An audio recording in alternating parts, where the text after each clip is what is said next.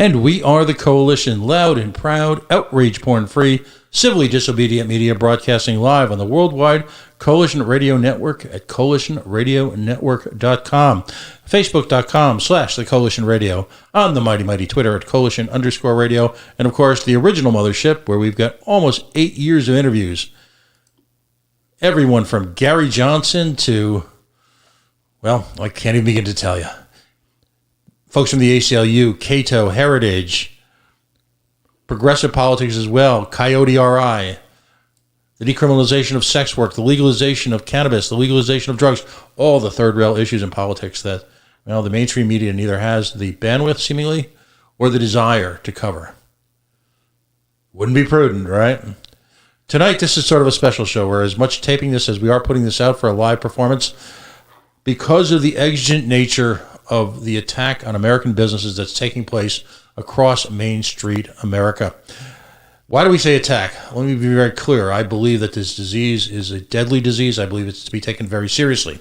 But as I mentioned to our Governor Gina Raimondo here in Rhode Island the other day, the arbitrary and capricious nature of the reaction to this disease, particularly as it impacts the business community, particularly as it interferes with a mutually consensual relationship between the business, the proprietor, and the customer, and the economic fallout that is taking place as we speak, is a disaster both for the economy, our civil liberties, free speech, and the very nature of the relationship between government and the governed. Anyone who knows me, full disclosure, I am a libertarian. A big L, little l, really bold libertarian. I'm what's called a radical libertarian. I'd like a lot of government to go away very quickly. At a time like this, when we see executive orders being put in place around the nation, and again, people's livelihoods being destroyed, entire communities being ripped apart, while seemingly having little impact, if you will, on the disease itself, speaks to, I believe, a moment in history when we have to seriously discuss what the role of government should be, what our relationship with our government should be, and are we governed, or as we like to say on a Friday night show here we do it for the LP, or should government be stewards and work alongside of us as stakeholders in creating a more just society? We've got a couple of folks on the air tonight who have taken this, as we like to say in our hashtag, very, very personally. So we're going to have a handful of folks come on, 20 minutes or a half hour at a time. Tonight it'll be a little bit wonky, if you will. We're going to be discussing the real business issues. I have invited all of these folks to come on again in the very near future to promote their businesses because they are wonderful businesses. They are both evocative. They fulfill needs within their communities. They employ people. And they operate at the various highest levels. For many of these folks, this is the culmination of a lifetime of experience and hard work to reach a point where their individual talents, in combination with perhaps a dedicated staff, a lifetime of sweat equity, and real risk, are being, as they say, rendered asunder by, I believe, again, an arbitrary and capricious reaction from a government that is merely striking out wildly and blindly, not really sure how to deal with this. The problem is, this ain't TV. This is the real world. And I'm not quite sure what direction this nation is going in at this moment. So joining me on the line for the very first time, I've just had the opportunity to meet him virtually over the last few days as his efforts have gained national attention, is Andrew Cooperrider. Andrew also happens to be a prominent member of the Kentucky Libertarian Party. But for tonight's conversation, and for the purpose of discussing these issues, he is also an independent business owner, a restaurateur, as it were, and the proprietor of Brewed Co., if you will, in Lexington, Kentucky. Andrew, welcome to the Coalition, and thank you for joining us on what has got to be, I'll just use the term tumultuous. How about that? A tumultuous week. It has been a week with a lot of ups and downs, and I thought next week was going to be a little more relaxed, and, our saga's taken some interesting turns just in the last hour, so I certainly don't know when this roller coaster ride's going to end. Let's roll back to the very beginning. You are, by definition, I would call a restaurateur. Your roots are firmly in this business. This is by no means just a casual undertaking for you. This is not some sort of vanity play. This is your life, isn't it? Yeah, absolutely. I mean, I got into it. I've owned 2 restaurants. I got into it about a year and a half ago. I had own another business that is not in the restaurant industry. We'd scraped and saved, and my wife has been in the restaurant industry for 7-8 years, and we said, hey, let's take this plunge into the restaurant industry. And it is certainly interesting, to say the least, especially now. You're in Kentucky. I guess your business, and you'll have to bear with me. I've been to Kentucky. It's a beautiful state. People in Rhode Island will always think of Kentucky not as the Kentucky Derby, Kentucky Bluegrass, Kentucky Bourbon, but some guy named Rick Pitino chewed and screwed here in Providence about 20 or 30 years ago. And I understand he's had a rather prominent role in a lot of things in Kentucky. So unfortunately, that's how we look at Kentucky here. But give us, first of all, a snapshot. Don't worry, we in Lexington look at Rick Pitino the same way. It's okay. University of Kentucky's here. So. Right. Now, talk about your 2 businesses, which now, unfortunately, appears, at least for the time being, to be one business. Talk to us about the impact of COVID on your community. And I understand, and please feel free to jump in where I'm wrong. It's because trying to swim through the mainstream media's reporting of this is challenging, to say the best. There are special circumstances that your presence in the University of Kentucky community places upon the county that you live in, and as a result, the reaction of government to your business. So give us a little backdrop about both restaurants and what they each do and where they are in the community. And then let's talk about COVID in Lexington. Sure. Yeah. So the first restaurant really to cover would be Dean's Diner, that existed in Wilmore up until about 3 months ago.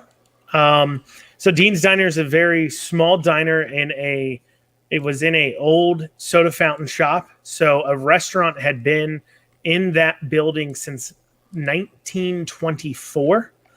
And so we were leasing that spot. Now, like most soda fountains, it wasn't particularly big, but it was in a small town.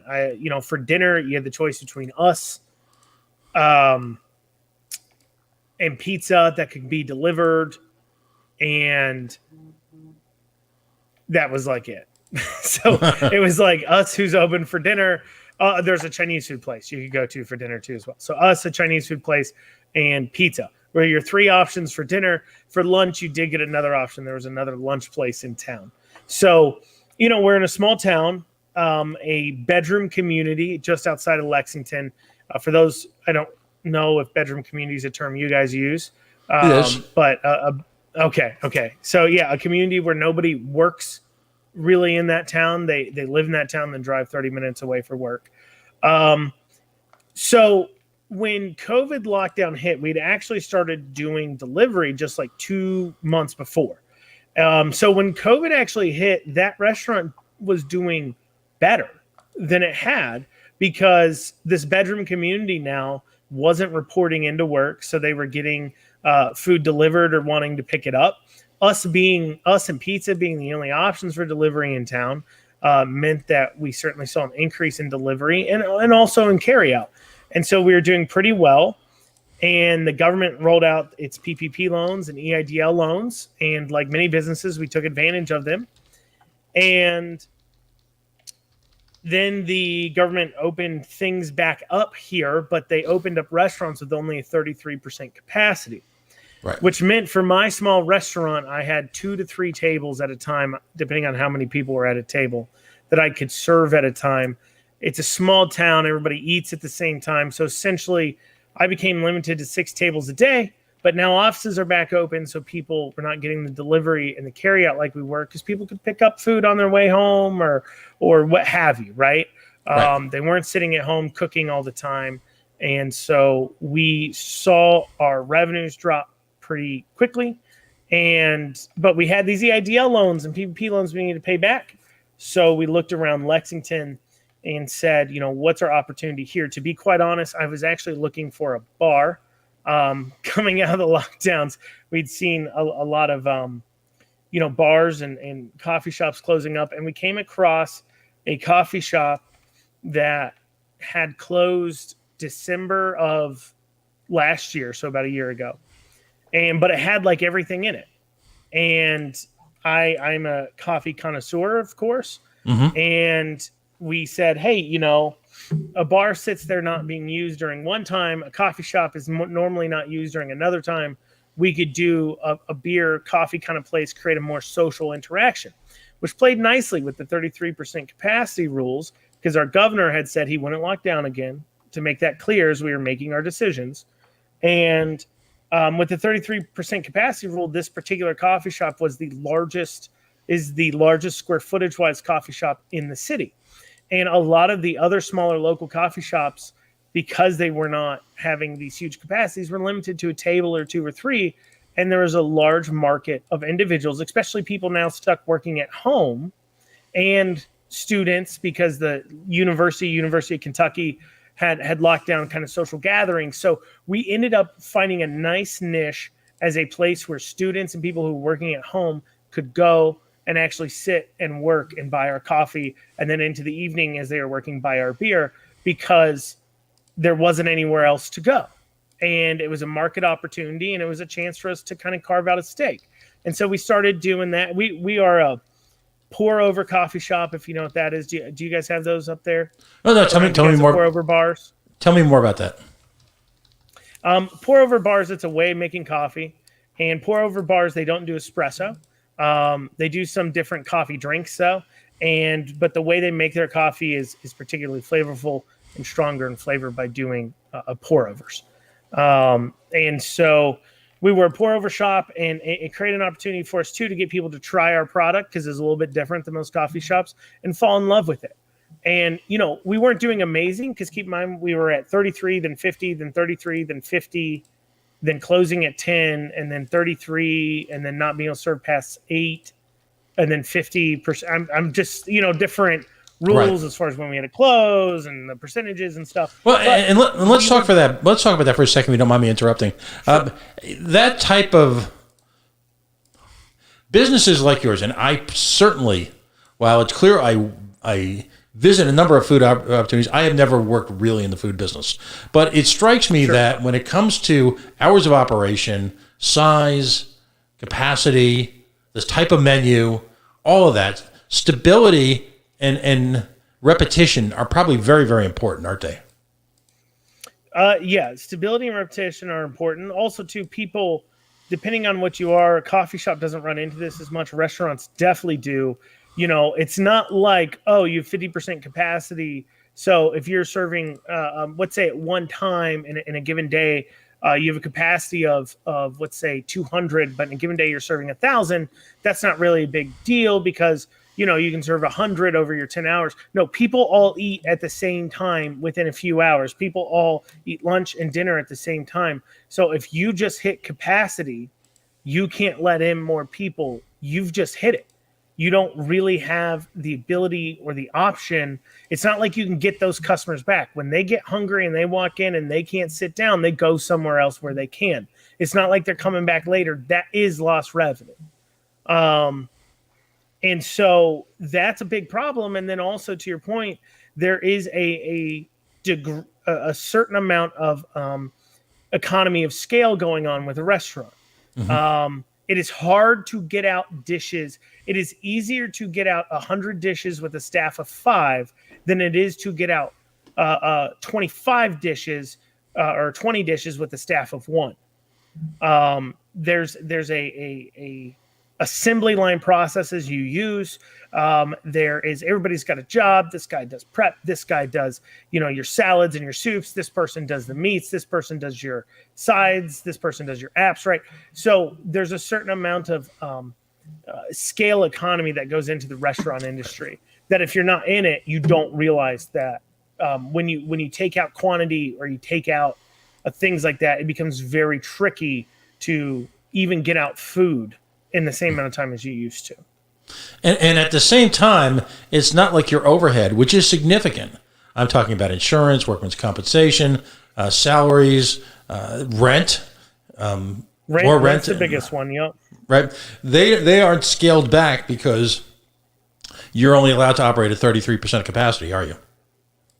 No, they're not. And what's more perplexing too, and this goes into how I feel our leaders have really failed and why government's terrible at everything, because they don't bother to ask a person, right? Instead of throwing money at PPP and EIDL loans, what you should have done, they did this for the landlords where they came in and said, hey, we'll give you mortgage relief. You can tack months on to the end of your loan.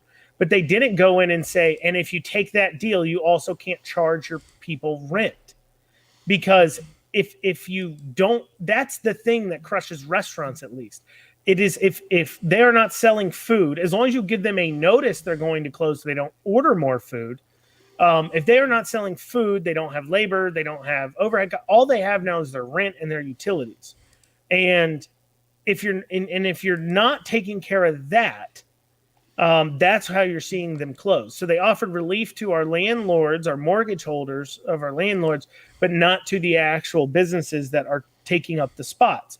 It's like they were saying, hey, instead of helping the small businesses there, we're going to help the landlords for a bit. And that didn't help the landlords really either, because they have to fill the spots now. I'm sure the landlords would have rather have not had to pay their mortgage and also not had to collect rent, which, I mean, that was their choice. Don't get me wrong. And got to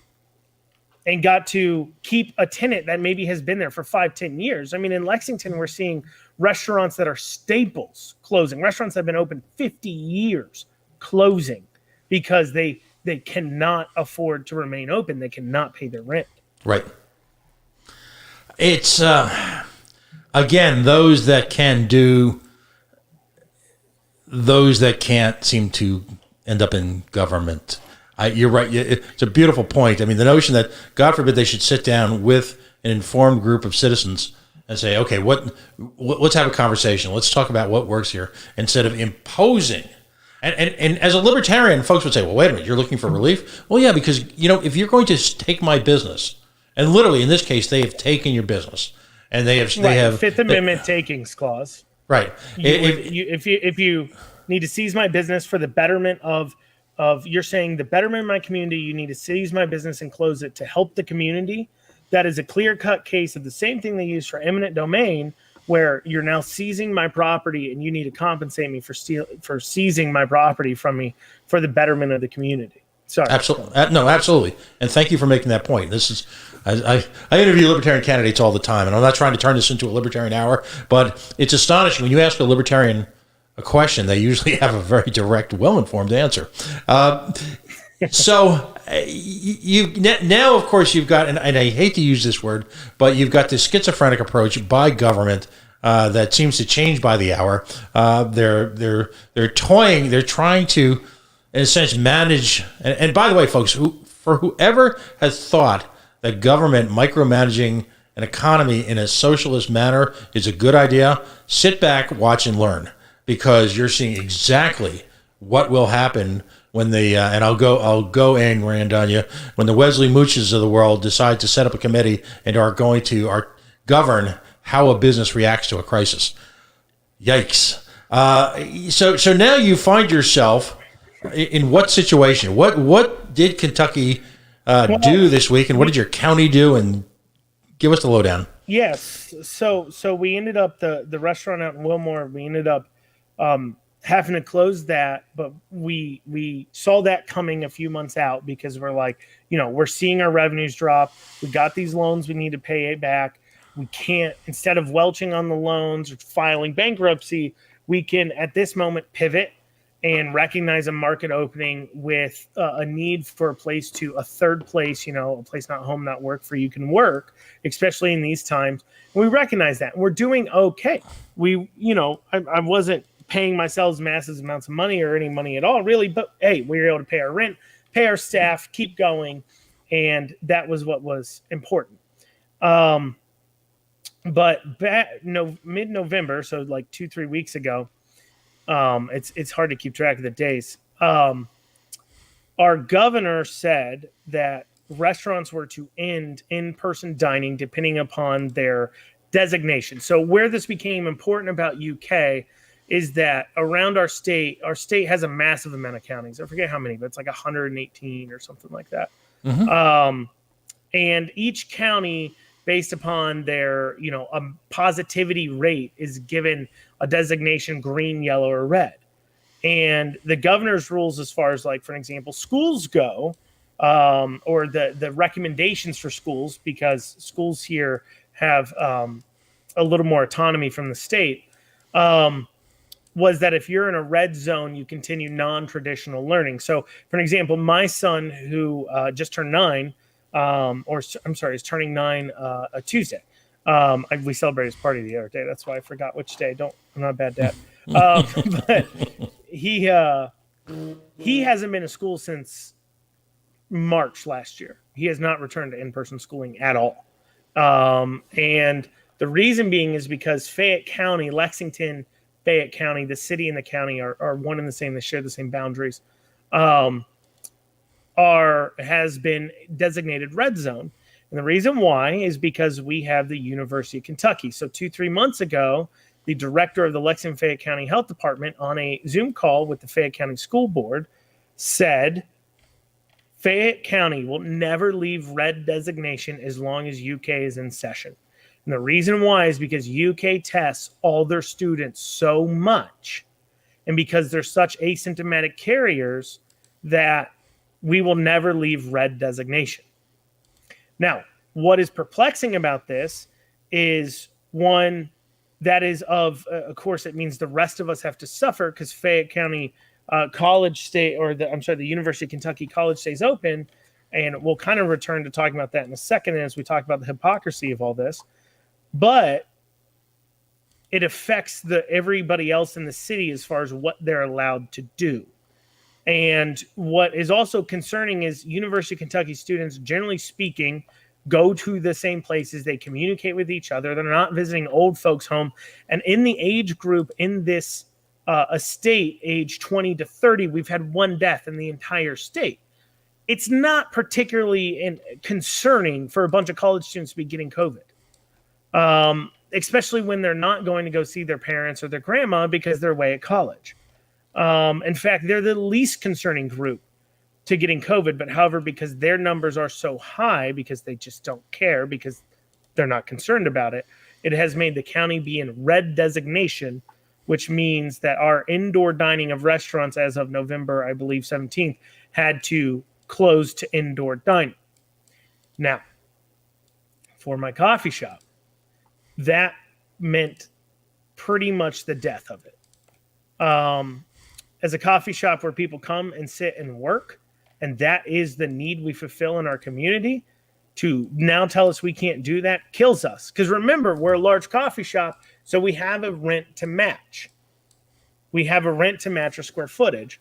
And so it ends up being a situation where we have a higher rent than most coffee shops. And then also, your local coffee shops don't do very much in to-go. They just don't. I know a lot of people think to themselves, coffee, that's the easiest thing in the world to get to go. You're thinking of Starbucks or some other drive-through type coffee shop where you know the menu. It's very easy. Other local coffee shops, we don't have a drive-through. I don't have my menu. I don't have a menu board out there that's all lit up for you to look at to decide what you want. So pretty much all you can do is call me up and say, this is what I want. And so if you've never been to us before, then why would you come here? And then also as you close things down, people stay home. They just make their coffee at home. Even during the last lockdown, Starbucks had to close many locations temporarily in Lexington. And so to sit here and pretend that, you can survive off of just to go, when Starbucks themselves couldn't survive all their locations open last shutdown off of just to go, is quite ridiculous and preposterous. Right. And so they told me to close the indoor dining unless you have a heated patio. In my space, I have a large garage bay door.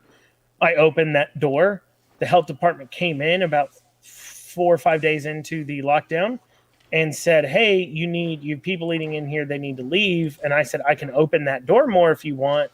but this is a heated patio, because I looked up the definition of heated patio, and it was a concrete floor with an overhead, and we have a polished concrete floor and overhead, bay door open, right? You're getting the ventilation you're looking for. It's no different than a tent.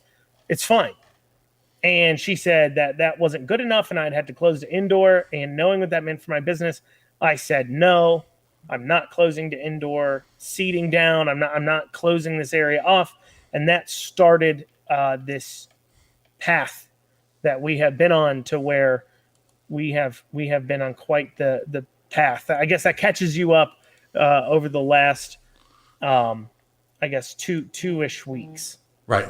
No, and it's critical to set, if you will, the series of events, because context is so important when it comes to these conversations. I think we all take this illness very, very seriously.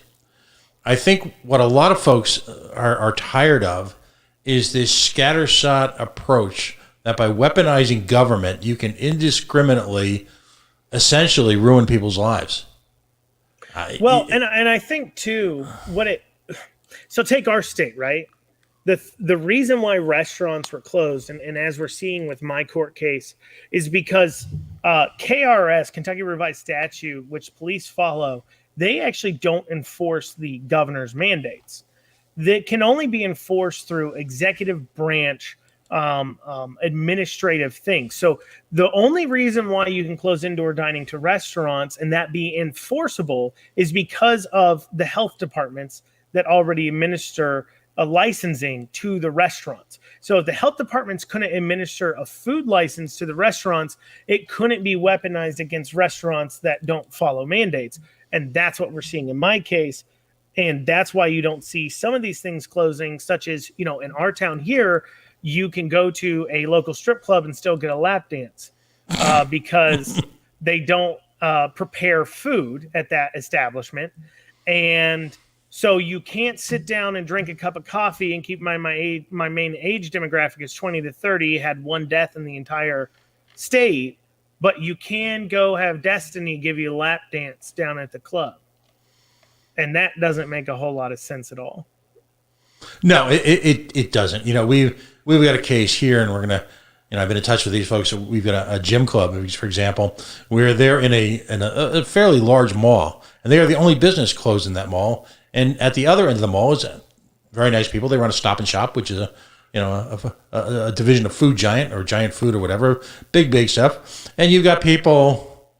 This is the absurdity of it. You've got thousands of people a day touching vegetables and fruit.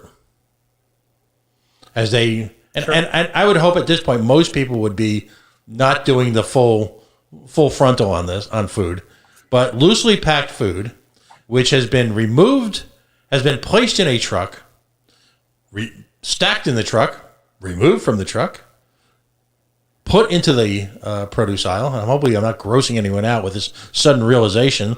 Maybe you've this thought's been merely subliminal for a while. But then the food is artfully arranged by someone and then left to the masses to manipulate as they choose. Then picked up and brought to the cash register, where they're put on a on a fairly often cleaned conveyor belt, where then another person, you know where I'm going with this. It's pretty obvious. Right. There is no rhyme or reason, and we use the term capricious and arbitrary here because I used it in a press conference to the governor a couple days ago here in Rhode Island, and she clearly hated it. She hated the concept, and that's why we're using it. Go ahead, buddy. Oh, I'm sorry. It's important here in Kentucky too, because there is in the Kentucky State Constitution, there is a clause, I forget which amendment, that says there shall be no arbitrary laws. And so if we can prove that these mandates are arbitrary, then that by our constitution of our state removes them. And to give you an idea here as well, as you're talking about, this is what's worse to me. So acknowledging the virus is real and acknowledging that there is a demographic that is of specific susceptibility, if that's the right word, to contracting it, right? And having, not contracting it, sorry, to having a severe effects to it, correct? And typically, those individuals are over the age of 55. Our state, with this most recent closing of restaurants, has decided to leave open the slot machines and the gambling and at the casinos. Now, I don't know about you, but every time I've been to a casino, there's an awful lot of gray on the slots. And I would say there's a lot of intersectionality intersection between the demographic that is affected by COVID and the demographic that pulls the handle at the slots. I think those fall in line a lot, but yet they've left it open because the state cannot afford to lose that revenue. The state cannot afford to close the gambling because if they lose the revenue, they'll go insolvent. But when we as a business say we can't close our indoor dining because we will go insolvent, that's not okay. But you can kill seniors at the slots. But if a 20, 30-year-old comes out and drinks a cup of coffee doing studying, that's now a problem. And that's ridiculous to me in our state. Right. And again, the failure to understand the economic principles, demands, operating circumstances, the environment of running of a business lead government mandates open to this sort of, well, let's try this out. Let's try that out. Completely blissfully unaware of the carnage, literally, that they leave behind in people's lives. If as an established business person, you understand the death knell of a multi-event bankruptcy, don't you? Yeah. And do you think there's going to be a special exemption because it happened during COVID? No, there's not. And there's not. And to go to your point too, a lack of understanding. Our governor here, when he closed restaurants, said, "Hey guys, don't worry though. I'm gonna toss you $10K. I'm gonna throw you some $10K." We have a Kentucky Restaurant Association here.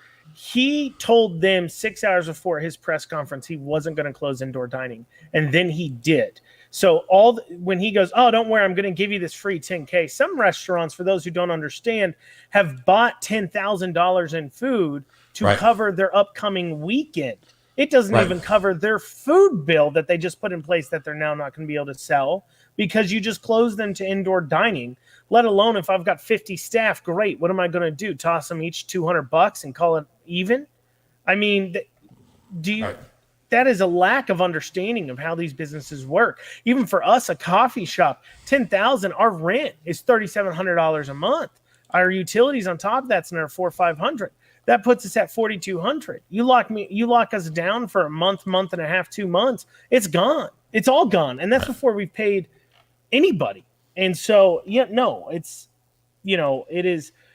And what's funny is we recently did a food drive here as a protest, basically saying since the governor can't feed his people, we will. And what ended up happening was it was a massive food drive. But there were some people going on to say, hey, you shouldn't be calling out the governor. Who closes down a state or who closes indoor dining, effectively laying off hundreds upon thousands of servers and waiters and waitresses, and without a plan for how to get food into their pantry even? Mm-hmm. No, and up here, and I'm wondering if this is a phenomenon down in Kentucky and your part of the country. Up here, you've had restaurateurs who've been encouraged to invest thousands into plexiglass separators, in upgrades to their ventilation system and special clothing and restaurant-related PPE and all sorts of expenses with the vague, almost false pretense that they're going to continue to operate if, in fact, they do this, rendering them further in debt for, in certain cases, upgrades that they may never be able to use. Is that happening down there as well?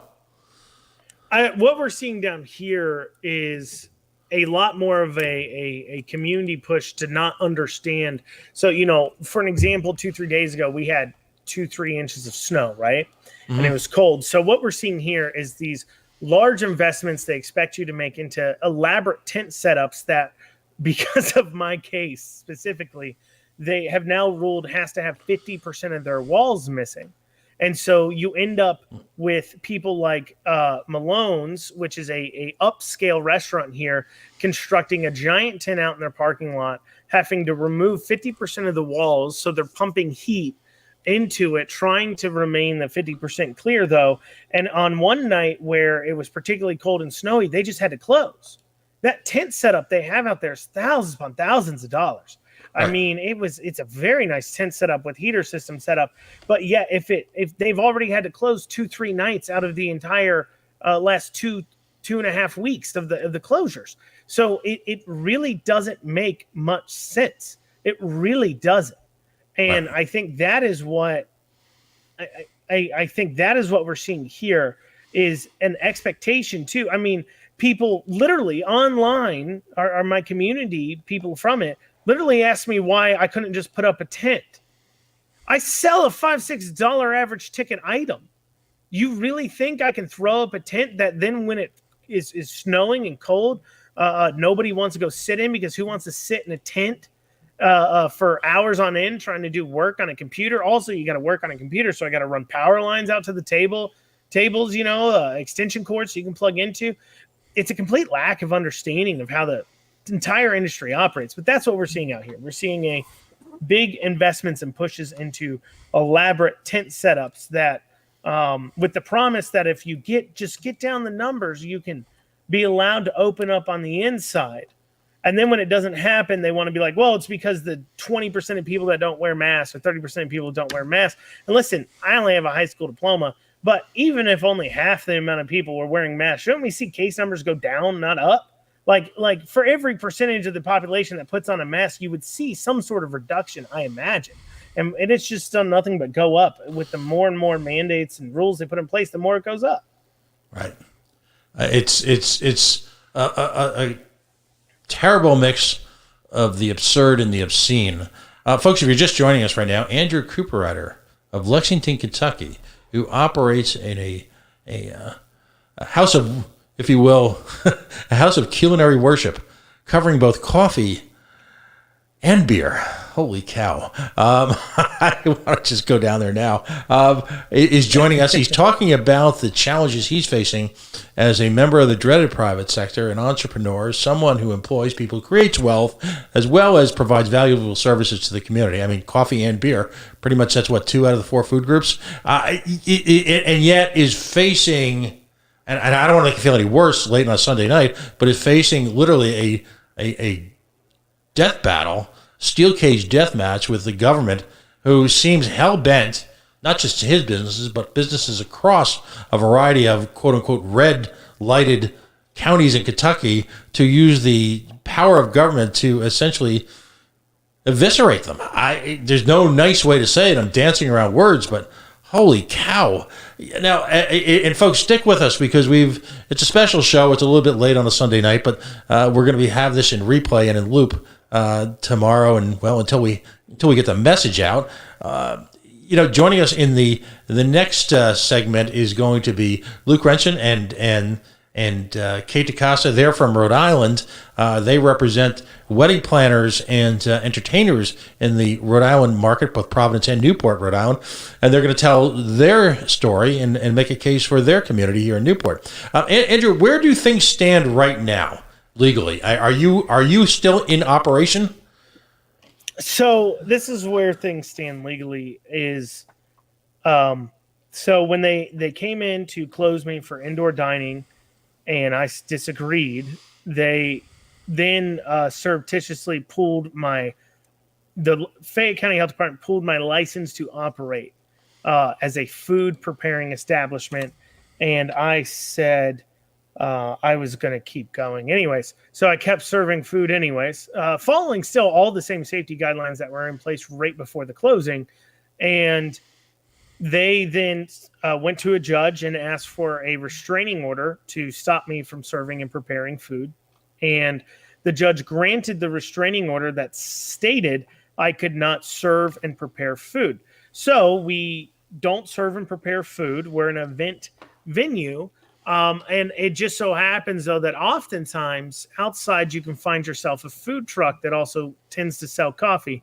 And so you can purchase from said food truck your items, and you, by the mandate and by the judge's order, can carry that food into our establishment, sit down and eat it, and that's okay. But we can't prepare you that food in our kitchen. And so now what we have going on is we're operating as an event venue, and people are bringing in outside food and drink and consuming it on premises. Where they get that from is up to them. So that is where we sit now. Dude, that's outstanding. Yeah. Now, the governor's taking it a little personally, and I've been poking the bear with him an awful lot, and I've done a few rallies right outside his mansion with a couple hundred people where I've spoken at it. Sweet. And he's I can tell you this much: he does know my name very well. He probably says my name as much as I say his, and which is, I never thought even 3 weeks ago the governor would know my name to the point where he probably talks to his wife about me. But he does, and it's obviously he's taking it personal because there's been some recent actions taken in the courts. I don't want to talk about right this second, but indicating to us that the governor is taking it very, very personal. That we will not just get in line. Us specifically. There's a few other restaurants around the state that are also operating, but they are in smaller, redder towns. Lexington is one of the few liberal, and I say liberal not in the colloquial sense as we are classical liberals, but I'm saying that in the American understood sense. The more blue areas are Louisville and Lexington.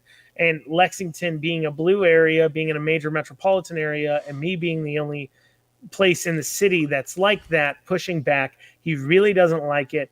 He also really doesn't like the fact I keep embarrassing him with like this food drive we did, where basically I said, if you can't feed the people, we will. And we filled up half a semi-truck full of food.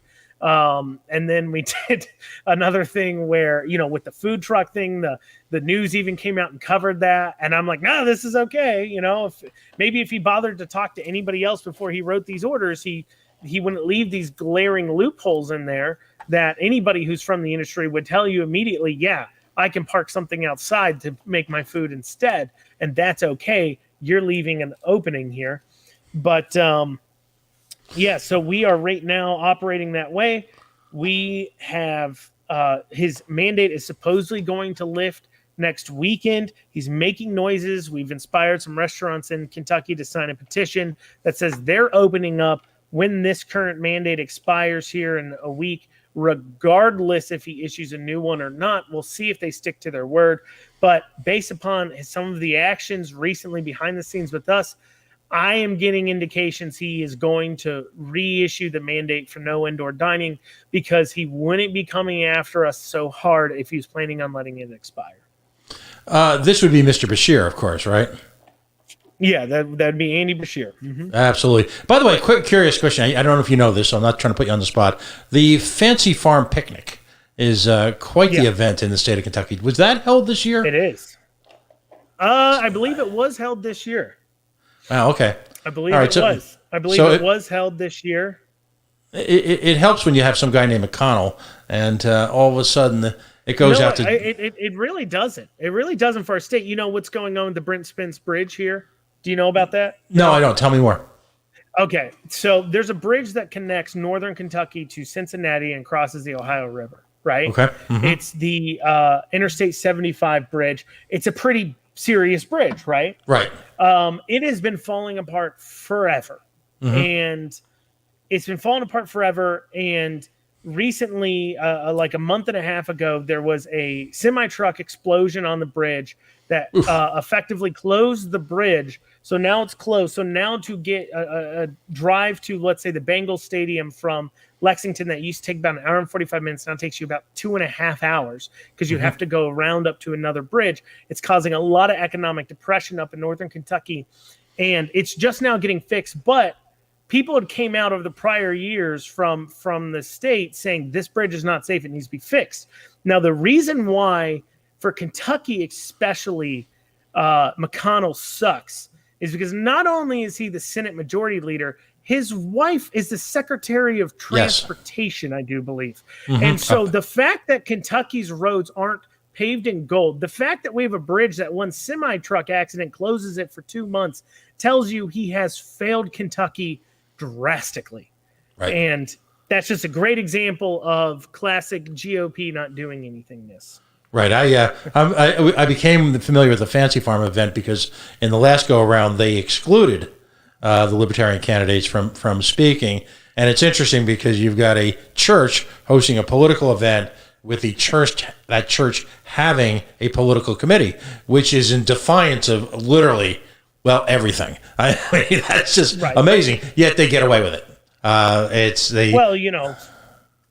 Some of the most influential lobbyers up on the state courthouse, and I've been meeting a lot of them with all this going on both sides of the aisle, are religious pastors and leaders here in the state. Right. We've got to break off now, but I'm going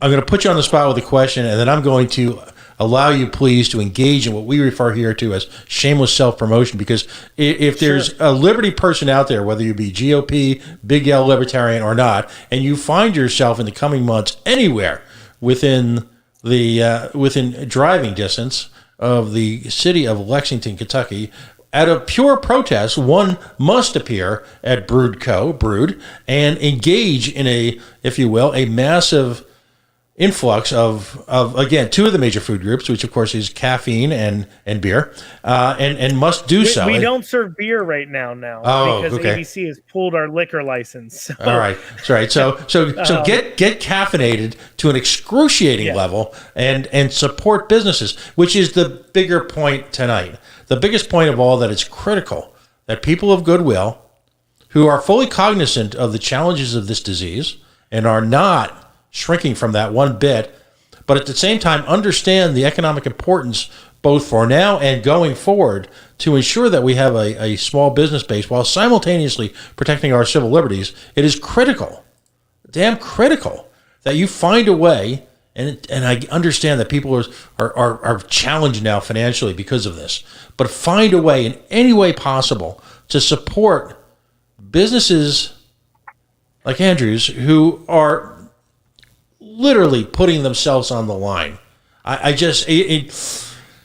This isn't just some simple protest. I mean, there's real money here being spent on attorney fees and things like that, isn't there? I can go to jail. I can actually go to jail for this too. Right. I mean, ultimately speaking, right now, for what I've done, depending on how these cases are figured out and everything else, worst case scenario, I'm a year in jail. Best case scenario, I've got some fines. So It is not. It is not like, hey, we just opened and said screw you and there's no consequences for those actions. We are facing certainly some consequences still. Right, and there's the political consequences as well. I mean, Mr. Beshear, I assume. Right. Hopefully, the consequences are positive for our actions. Ultimately speaking, not end up being negative. All right. Tell us where folks can find you on the web. Tell us how folks can, how they can support you. Is there a legal fund that folks can donate to, or anything like that going on? So BREWEDCO.com. So BREWEDCO.com. And on there, you will find our shop where you can buy beans, our coffee, beans and K-Cups. You can also buy merchandise such as, T-shirts, hoodies, cups, those kinds of things. There is a GoFundMe on there. It's definitely appreciated. I would never ask others to pay for my decisions. I didn't even start the GoFundMe because I felt a little uncomfortable about it. We have yet to draw any funds out of it, but if you want to donate to that, you can.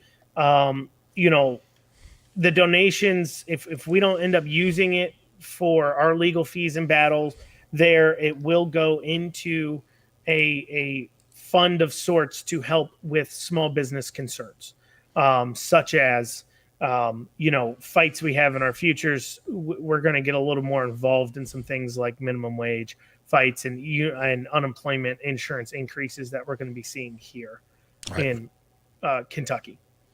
If I could make one suggestion, and the one thing great about people is they're always willing to make suggestions to entrepreneurs, however wild-eyed and crazy they might be. But I think, as a coffee connoisseur, I think there is a unique call now for a version of your coffee, all right, that speaks to rebellion. Maybe it's a bold, dark roast with a lot of spice in it.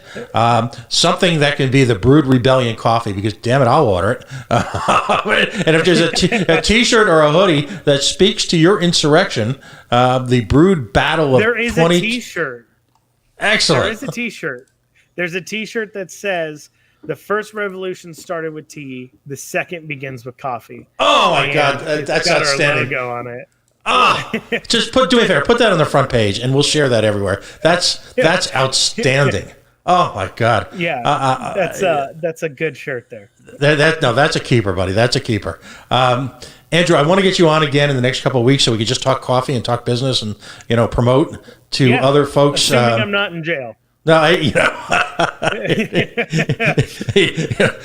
God bless you. They have this kind of sense of humor while you're in. That's wonderful. Andrew. What's funny is that I was scheduling with Spike Cohen to be on his podcast. Yeah. And Matt over there, and I was like, we were trying to set a time, and I'm like, I cannot confirm because I may be in jail that day. I'll double check that. And there you go. All right. Well, assuming we aren't both pounding rocks at that point, maybe there's a new Facebook group out there, Libertarians in Jail. That's great. Well, Andrew Cooperrider, he is of Brewed. When it's back to real business, it'll be both beer and coffee. Currently, there are, just by happy coincidence, there is some superior coffees available at a coffee truck just outside his business where you can sample them and then have a warm, cozy spot inside. Such ingenuity, such entrepreneurship. That's outstanding. He is fighting really what I'll call a steel cage death match, literally, with every level of Kentucky government. And as a result, we as citizens who might find ourselves a little bit more timid, we are eternally grateful to you and for having, and I'm from New Jersey, so we use the term stones to take on the powers that be. Congratulations and God bless. For your family. Well, absolutely. Thank you. All right, buddy. We will have you on again soon. Folks, we're going to try and neatly segue to our next guest. If you're just joining us again, we just had Andrew Cooperrider. He of Brewed Co. in Kentucky, Lexington, Kentucky, where he finds himself, if you will, at the wrong end of a battle with government who has decided through all these convoluted rules and regulations, they're going to control how he does business, regardless of how responsible he's been, regardless of tenuous science that seems to be applied, let's just say haphazardly. Is that a good word? Haphazardly across the business environment of Kentucky based on statistics that are flawed at best. Again, I want to just put the statement out there. I take this disease very, very seriously. I have a daughter who lives in New York City that I've seen for 2 hours in the last 9 months because of this. I know people who've lost family. At the same time, we have to step back and understand the ramifications both for our economy, civil society, our civil rights, and we have to find a way to make this fight make sense. Joining us in just a second, or is he on the line? He's good to go. We have folks here from Rhode Island who are joining us to actually have a similar conversation from a Rhode Island perspective. The fight is universal. Across the country, different governments are taking, again, this... Okay, I'm going to take the high road. I'm going to say it's well-meaning. But at the same time, it's clearly based on as much emotion as it is science and quite frankly, common sense. So joining us tonight is, he's got his own entertainment company. I happened to meet him outside the State House this past Thursday after what I call my weekly date with Gina. Luke Renchan is here. I hope I pronounced that right. He's representing both himself, his business, his entertainment business, as well as an organization that I think's got a tremendous amount of stake in this battle. You know, there is across the state a vast industry of wedding planners, of entertainers. We live in a state that is a vacation paradise for many, and we just happen to live here. So the Rhode Island Coalition of Wedding and Event Professionals is an organization of all the folks in that event/wedding economy who, quite frankly, take the power of our tourism industry and amplify it, and as a result, employ thousands and create wealth around the state. Luke, welcome to the show. Welcome. Thank you, Pat. Appreciate being here. Okay. I think, do we just have you on the line right now? Is Kate able to join us, or? Oh, okay. She's going to be. I did.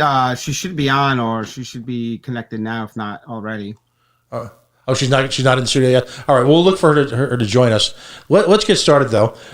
First of all, tell us about your business. Give us a sense. Give us a little infomercial about what you do as part of your daily business. Sure.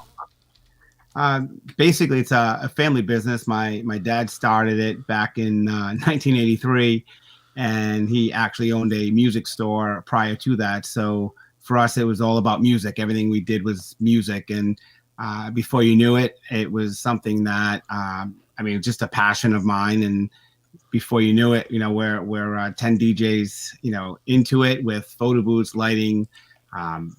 We had to pivot a bit. We started doing movie nights, so trivia nights. So we're doing a little bit of everything. But we just like to make sure we bring fun to people's events.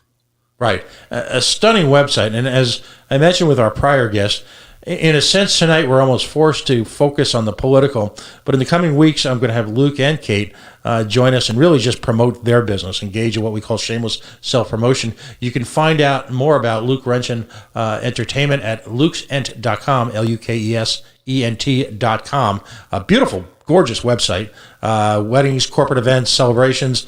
And this, quite frankly, and This should be your salad days right now, isn't it? This is a critically important part of the year for your business. It is. We typically would be doing holiday events, holiday weddings, and right now we're virtually at nothing. And like last year, I think we did about 70 events for December of 2019. This year, December 2020, we're lucky. I think we might have 3. So it's a huge difference, and it's only getting worse. Now, this is hard to talk about. You employ during normal times a variety of entrepreneurs, and again, I'm looking at some of the high tech that you've brought to weddings, and it's just phenomenal. Through no fault of in fact, your company is the power with which you can coalesce all these vastly different talents. And that's the beauty of a business like yours, is that, you bring together people of enormous breadth of experiences to then market to folks who literally have once in a lifetime experiences. Is that a fair statement? Oh, it certainly is. And I can tell you that you become very close with these people during the process. You get to learn more about what they're like, what they're into, where they're from. You learn, just the whole aspect of the moment that you get to share with these people. And of course, that's been overshadowed by everything that's been going on lately with COVID and capacity restrictions. And even right now in our state, there's absolutely no dancing involved. The only dancing involved would be like a first dance or a parent dance, but beyond that, that doesn't happen. So these special moments, have definitely dwindled down for this past year, and even into early next year. We're not getting to share these special moments with people who want to have their celebrations, that they want to have their opportunity to share their love with one another and declare it to their friends and family. if you haven't run a small business before, and I have, you don't understand the value of chemistry. I have one friend in particular who is a wonderful caterer, one of the premier caterers in the state. And as this started to develop earlier in the year, one of the first things he bemoaned it was the fact that over a number of years he had established a team. And in the catering business, in this case, it was you've got a variety of different styles of chefs. You've got a variety of different styles of folks who are involved in the food preparation and delivery. He had managed over a number of years to develop a real team where, much like a ballet or a musical performance, folks act beautifully in concert with each other, with their talents. And these are folks who had found a home, who were being compensated very fairly, and had created a life. Like yours, in a very difficult business, difficult in the sense of long hours. Very often you have to work, much like restaurateurs, when everybody else is off, don't you? I mean, everybody else is having fun there, and you love what you do, but it's damn hard work, isn't it? Oh, it is. I mean, you miss a lot of celebrations of your own, with your friends and family. I had a friend who got married and asked me to be one of his groomsmen, and I couldn't even be in his wedding because I was already secured for another wedding. And, when we work, we commit to the work that we do. And so, we lose the weekends, we lose holidays, and even nights and weekends, even during the week. We're doing stuff that could be, a corporate event in normal times anyways. Right. It's been a little bit different this time, this year. So you folks had a protest, and what were some of the issues that you raised in terms of the governor and the government's response to COVID as it directly impacts the wedding industry? Well, for us, we have been virtually out of work since March. It seems to be the same for us straight through to even till next year. And so we're finding ourselves, we're going to be at least a year out without any events. And the events that we have been doing, they've been minimal because the capacity keeps changing. Consumer confidence is down. And so it's tough for someone to say, okay, I'm afraid, I'm nervous. I don't want to commit to doing an event or a wedding to only find that I'm going to have to downsize my wedding again, or I can't have my wedding. We were supposed to have a wedding yesterday, and because of the pause, they decided to just move it to December 2021. And they had moved their wedding date 3 times prior to that. So can you imagine the stress that a couple has to plan a wedding? And then as a business owner, you're trying to help accommodate these couples, and you're dealing with all your couples that are going through this experience. So it has not been easy. And so for us, we were looking at, okay, we're out for this whole year. We need to come up with a plan, and we need to have some safety options for people, because for us, restaurants have been opening up at 50% capacity, 66% capacity, but for us, we've been stuck at 50. And right now we're at 25 and 75 outdoors. How can you do an event outdoors right now? We did one today down in the hill for an event, and it was cold, and even if you got the heat on, you have to keep 2 sides of the tent open for airflow, and so you can't do the outside events. It's not this time of year in the winter. So we're trying to work on capacity. We're trying to look for some additional funding, because again, we've been out and there hasn't been much for us in regards to funding. They just, with this last grant, they included us and recognized us as an industry under Group 2. They finally listed us. They had changed it. Also, there was not a lot of money being given to our industry.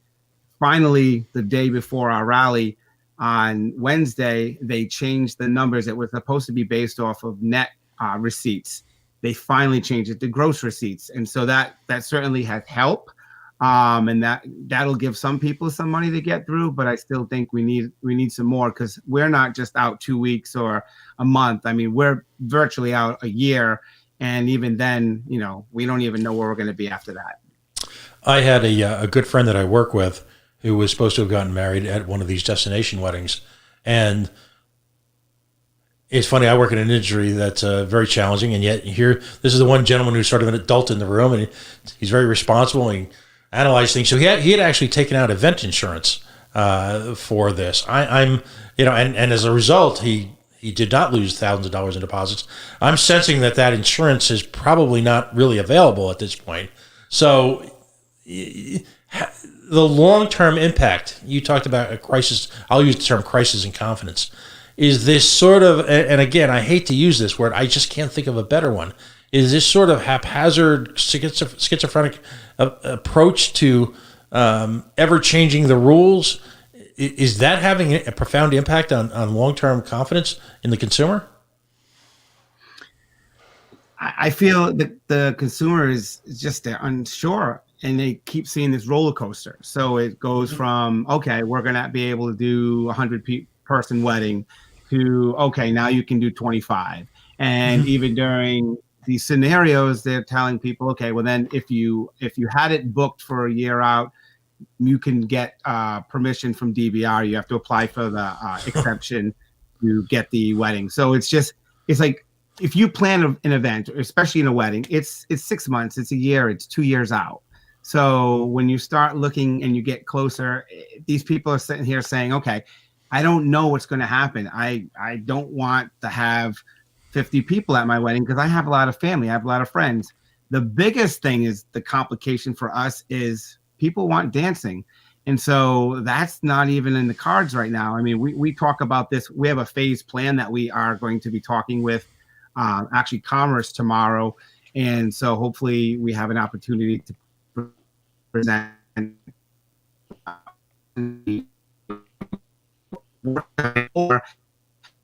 now we're just, we're kind of at a stuck place.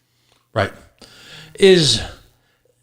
I'm going to put, I may be putting you on the spot here, and if you don't know the exact numbers, that's fine.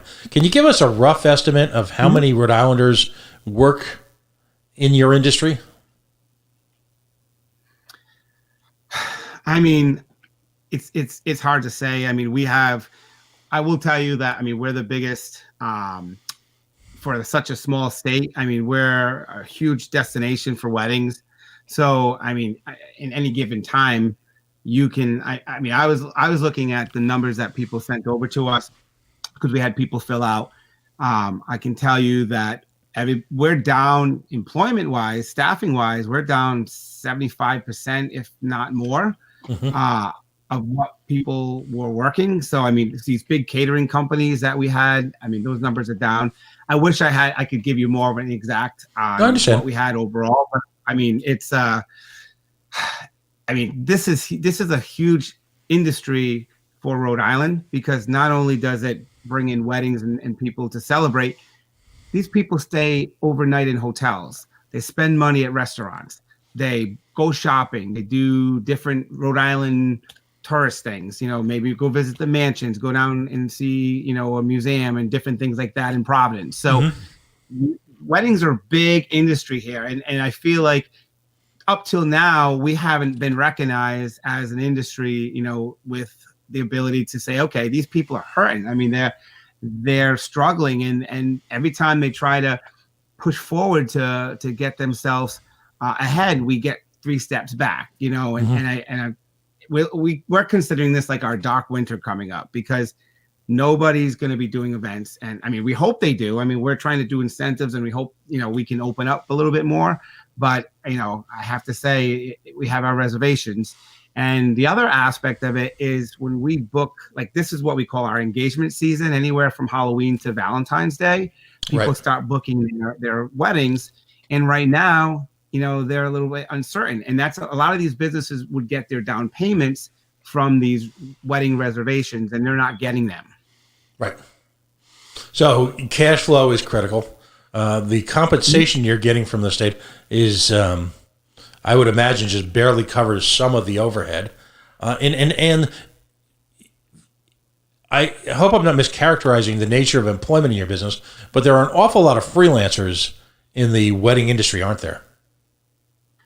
There are. I mean, you've got photographers, DJs, you've got florists. You've got so many different aspects, bands, musicians. And then you've got your venues, your caterers, you've got videographers. I mean, there's such a huge aspect of this. And, a lot of the people for us that are doing the events, I mean, we bring on people based on, the need. And right now, I mean, we haven't had a need. And the ability to get people on has been more challenging. And that's another thing that we keep losing is staff, because we're saying, okay, we're going to get work. And then before you know it, we don't. These people have to find a way to find some type of income. So a lot of times these people have moved on even to different businesses, different industries, just because we can't employ them. Right. And by definition, them receiving unemployment or any type of ongoing compensation is challenging, to say the least. And we're talking quality of life issues here as well. I have friends and family, immediate family, who are artists in this state. And a number of folks who are artists in this state find a way to monetize their existence through working either an artistic level or at least a service level within these industries. So this tangled web of tourism, entertainment, restaurateurs, art, is all interrelated. There is no separation, and arguably is the single biggest attractor, if you will, to this state. We are blessed. We have a unique standard of living here in Rhode Island. And as someone who's not a native but has been here an awfully long time, I often wonder if Rhode Islanders, just because of the continuing challenges we face, just because of the challenges of day-to-day life, really understand that and celebrate it now and are being called to protect it. It's not normal to have virtually every ethnic restaurant imaginable by first-generation immigrants within walking distance. It's not normal to have, the type of art scene that we have here, everyone from independent artists to the Rhode Island School of Design. It's not normal, if you will, to have, essentially have a world-class destination vacation / resort / wedding community like Newport in the heart of your state. It's none of this is standard operating procedures. None of it exists in most of the country, and to be able to afford that in a state that's somewhat affordable relative to the rest of New England is just an astonishing way to live. We take that. I don't know if we just take that for granted, and all of that is in danger. How many folks are you aware of in the industry? And I say this in a sense to introduce some sort of levity to a bleak situation, but are on the brink of a financial nervous breakdown at this point. I mean, it's been going on for months. It's how many small businesses in your industry are on the edge right now? I mean, I would say a majority of them, because they haven't been working, and right now a lot of people have filed for even unemployment. Even some of the owners of these companies, I mean, they're trying to make sure that they have money in their accounts for their expenses, because they're not. I mean, they still have rent, they still have workers' comp, they still have. I mean, they have these bills don't go away, and that's the problem. So you're finding. I mean, people are, business owners right now, or even people, even if they're not business owners, people that are working for these businesses or that are employed by these places. I mean, they have so much stress, anxiety, when they're going to get their next event, when they're going to open. Some of these places, there's 2 hotels in Providence that still has not opened yet. And from what I've been told, until they're at 50% capacity, they don't think they're going to open. And there are 2 staples in Providence that are not open right now. And in fact, I had a wedding at one of these venues that was supposed to be for June 21. They moved it to December 21. So people are nervous. I mean, when we were at the rally, I mean, talking to a lot of these people, those people that were there, and again, we would have had more, but with the pause, we wanted to be respectful as well. They are hurting, and I mean, they are hoping that we can get some funding.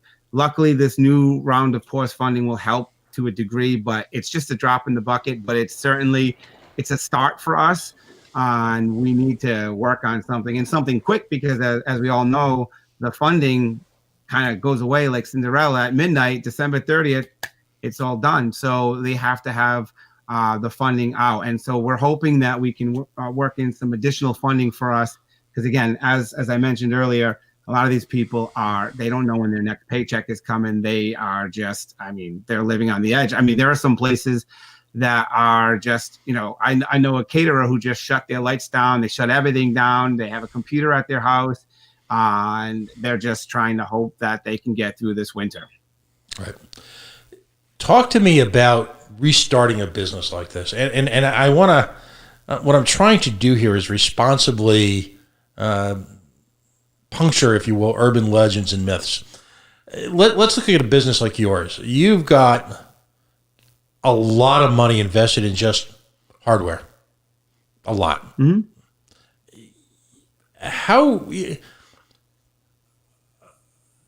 It's not easy just to, hey, let's just start up a business as a DJ. Let's just start up. How many thousands of dollars do you need simply for the consumer has such high expectations now for folks. It's, the days of, I worked in New York City in the early 80s when, you could show up with a couple of turntables and a couple of speakers and a mic and a bad tux, and you were a wedding singer. It wasn't that different from the movie. That's changed now, hasn't it? Roughly, what are startup costs to be a serious performer in the wedding industry now? As an entertainer, the biggest thing is your music. I think that's the biggest point that you're investing in, though it has been much different than it was back when it was the days of the turntables. You would go and get a record. You would have to go to the music store and pick it up, versus now, if you're on the spot, you can download everything and put it on a hard drive. So I think things have changed in that capacity. But you're looking at, if you start just as a DJ, you're probably looking at 25, 50,000 just to start. And that is right. Just the basics. If you start looking into photo booths, lighting, you're going to have a storefront, vehicles to carry the equipment. Now you start looking at the numbers to go much higher. Right. So, you have all this fixed cost and these expenses that continue to escalate. But when you're doing this, people, when they're having a celebration, they want the best, they want the newest. So, you always have to invest in, not only equipment, you also have to invest in yourself as well. Because things are constantly changing. And I think the biggest thing is, you can open up you can have all the money in the world and you can open up. But I think the other thing when it comes to us is also talent and experience. So that you can't get, even if you had all the money in the world to open up. You have to start somewhere, and you have to build that talent by experience and learning the ropes. You're going to have issues that happen. I know even the night of the rally, we had a little bit of a snag with the news feed. So I went right over to the microphone and we hyped up the crowd. And, that's the type of thing when you have experience, you can't put a price on that. And I think that's one of the biggest things that, because I have been doing this so long, and you just learn, and you can't pick that up. You can't buy that. Nope, you cannot.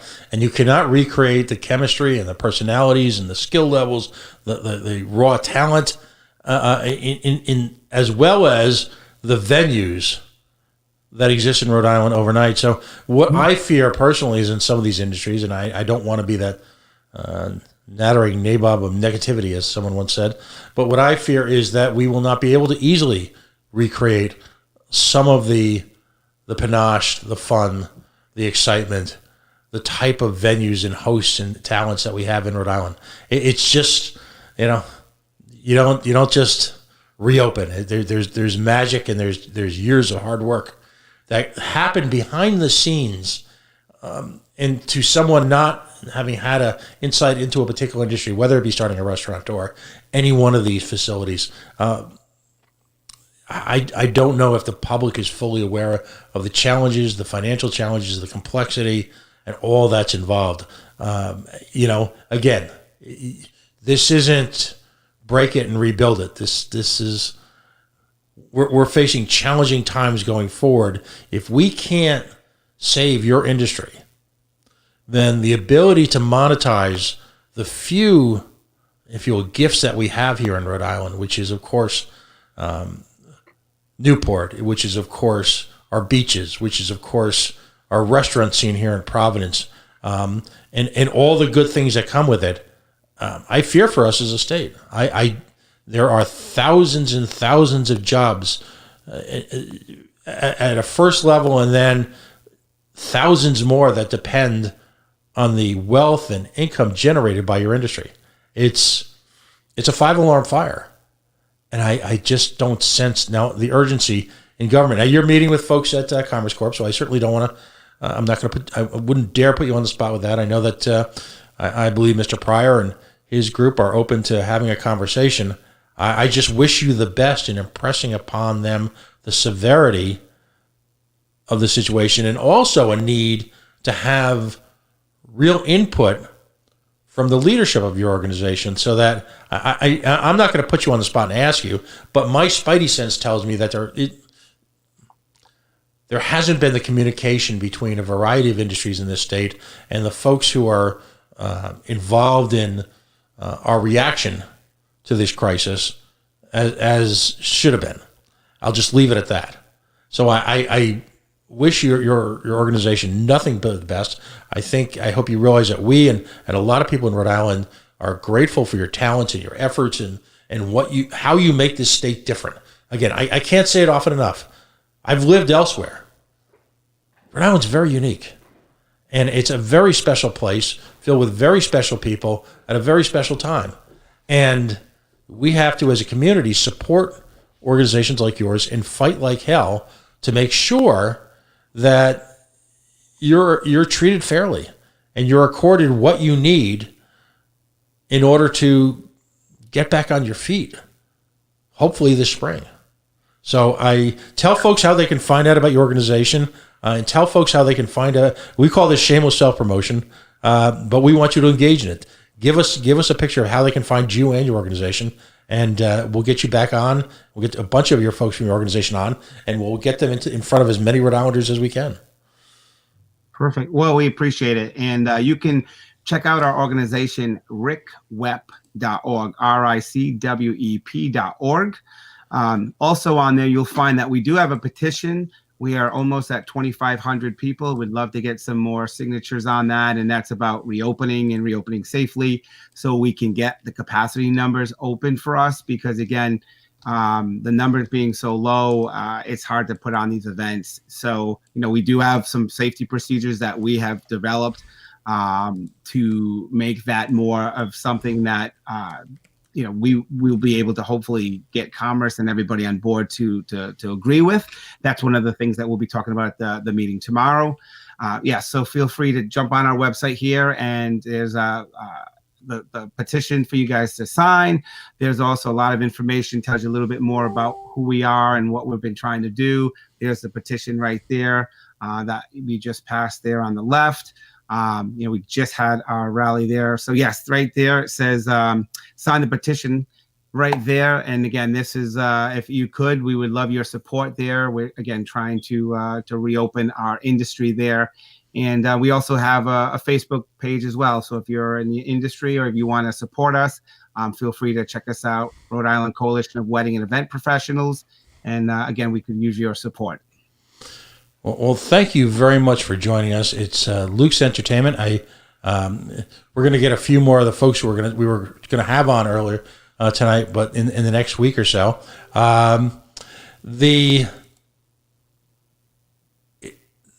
These are critical moments, folks.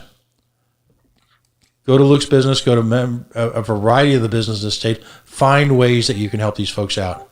Find ways that we can keep this special talent, this special time, this special place together.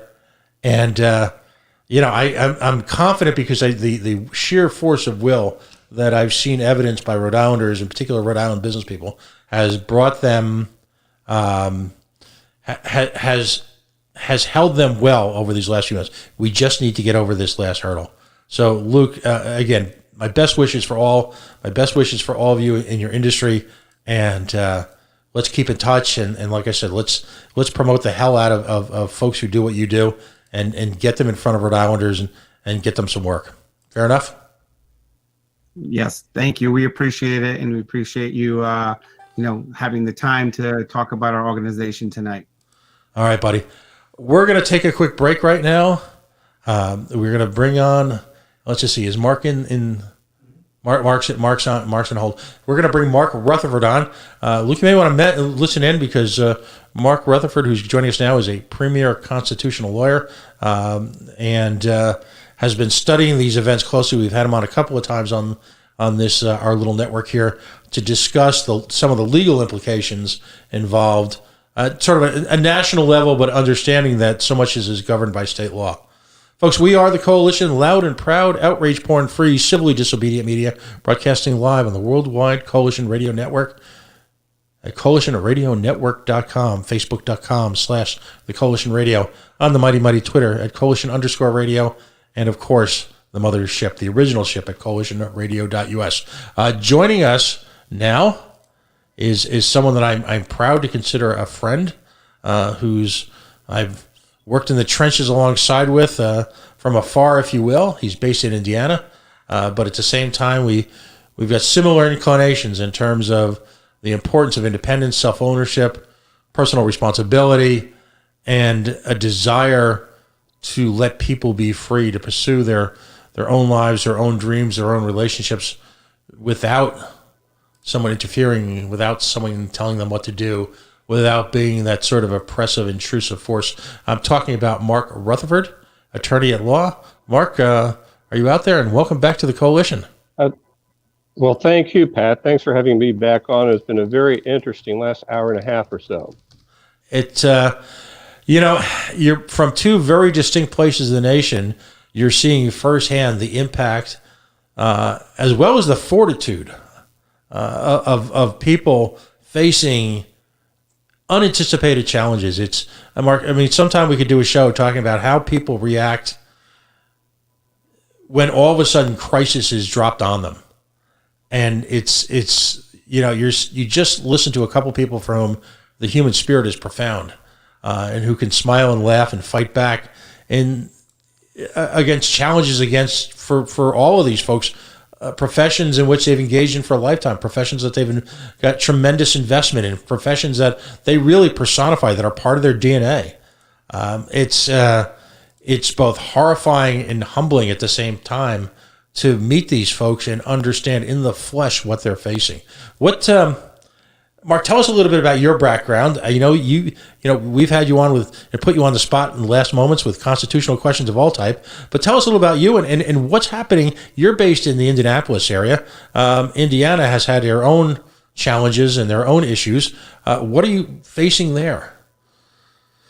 Well, Indiana is not as bad as some states, but it's not good either. The restaurants by some counties have been severely restricted. They've been restricted by the state in some areas. And businesses have been restricted. And I'm with a firm called Thrasher, Bushman & Vocal. We're a business law firm. And I deal with businesses with things like this, including constitutional issues that come out there. And the businesses are being slaughtered, the small businesses. It's not the Walmarts. It's not the big corporations. It's the small businesses that are being ignored, being taken advantage of. Government's not thinking about them, and that's where I come in. And that is, I represent businesses to sue government to say, hey, this is not the way you're supposed to do it. And the biggest problem nationally, and in every state, that is taking this to some extremes without thinking it through, is the lack of due process. Due process is one of the most important things about the federal Constitution and the state constitutions. Every state constitution is a little bit different. Indiana has a very strong, very good constitution when it comes to due process and the rights of individuals. But enforcing it is the problem. And due process is the simple concept of, before you do things, you got to do it according to the law, you've got to follow the law, and you've got to give people an opportunity to be heard, and you've got to at least make some rational decision about how you're going to do things. Part of due process is the legislators passing laws, the governor executing it.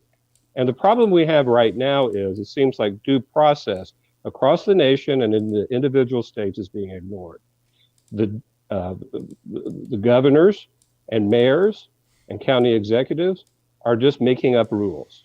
We see it in normal business law, especially with zoning, where we often have to contest zoning decisions saying you've gone beyond the law. We don't have due process.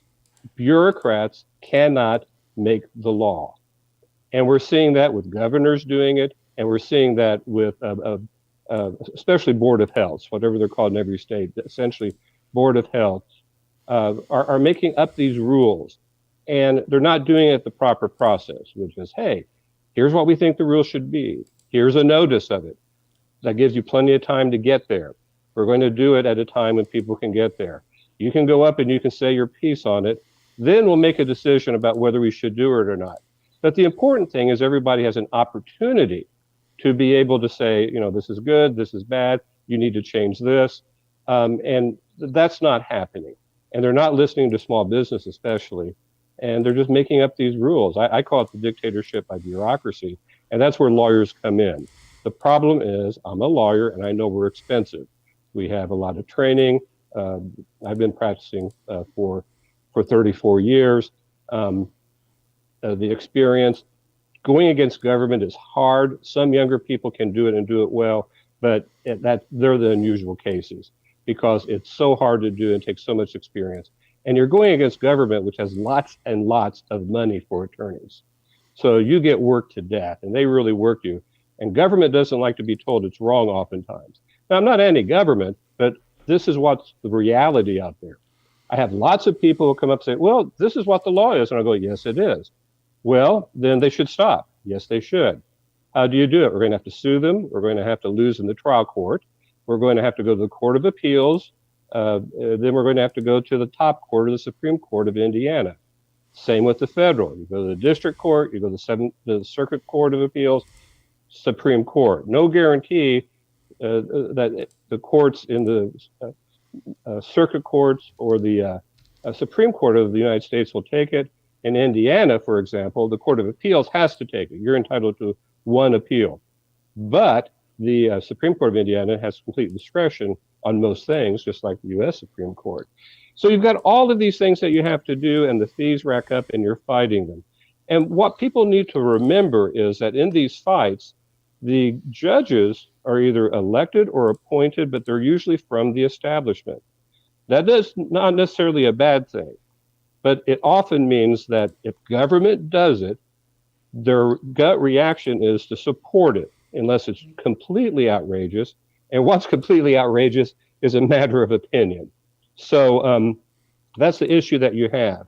And so you have to prepare everybody to understand that a brave trial court or a trial court with a judge who you know has a history that would think about the same way as you approach the law, you probably were going to lose when the government says we really need to do it this way. And you've got to win at the appellate levels.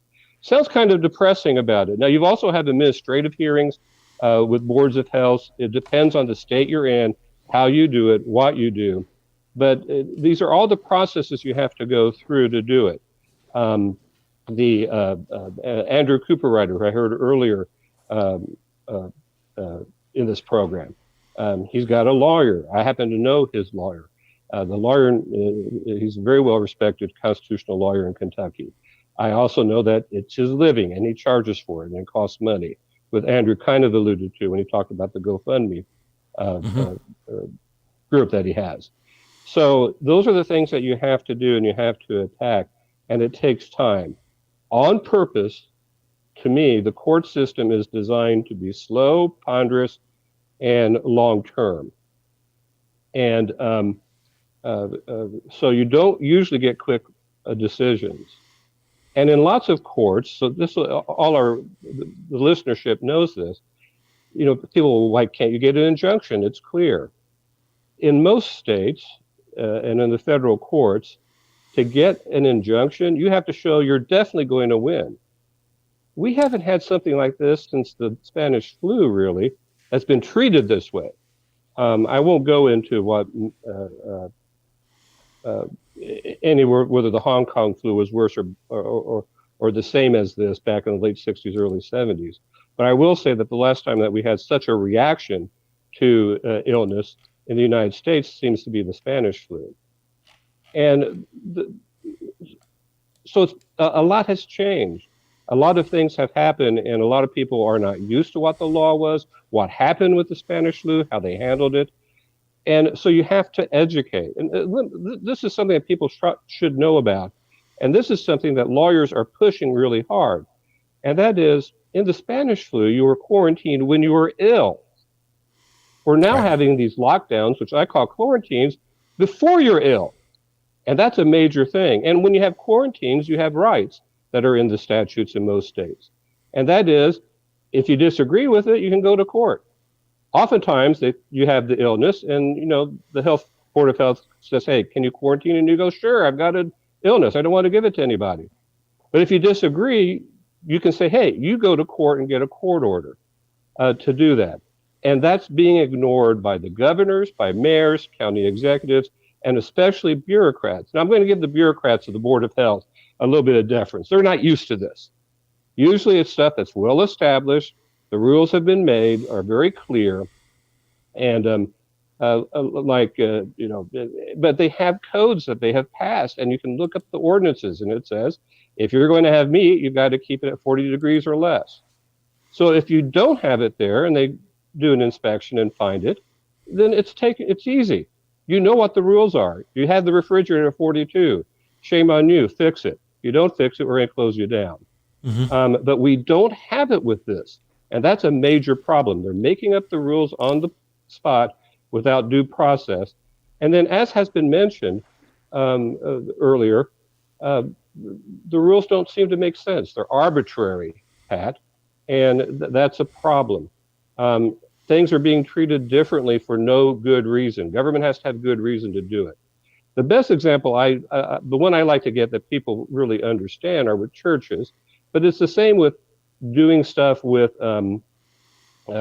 businesses and the lockdowns and the closures, or the rules of restricting a restaurant to third capacity, etc. It's like, those probably meet constitutional muster if it applies to everybody. Mm-hmm. Walmart gets 1/3 capacity. Restaurants, 1/3 capacity. Churches, 1/3 capacity. It doesn't matter what you are. Those are the rules that aren't arbitrary. A decision is made, wrong or right, that might be able to be upheld, that we need to have people not so packed in.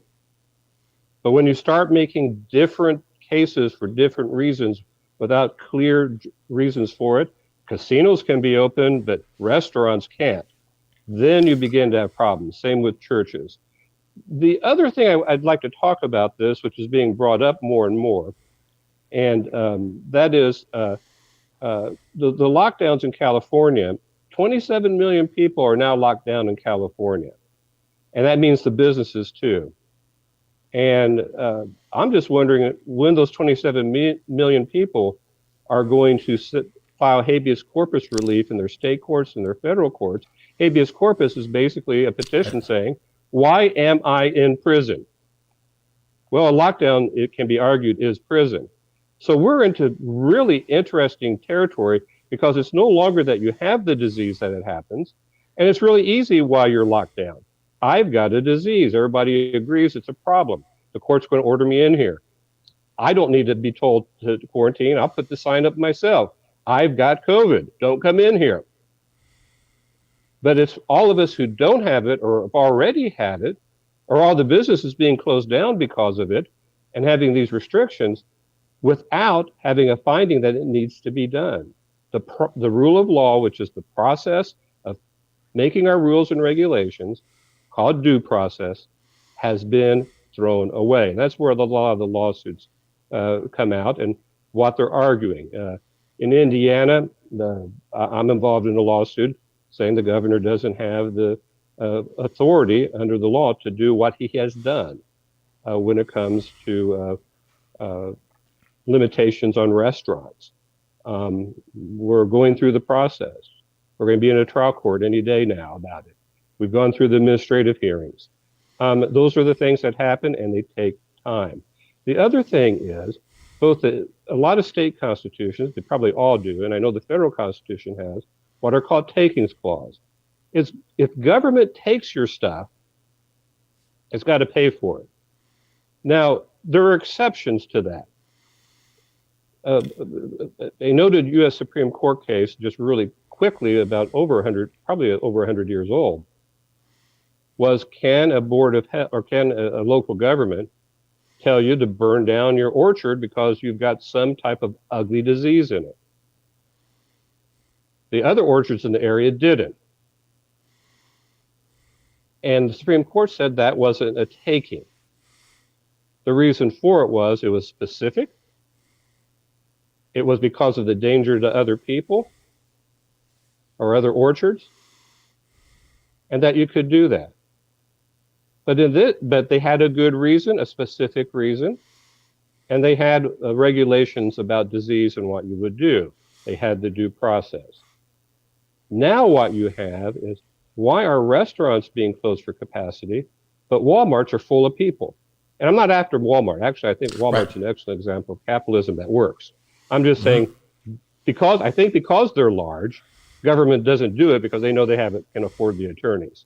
So they get treated differently. That's not Walmart's problem. That's the government's problem.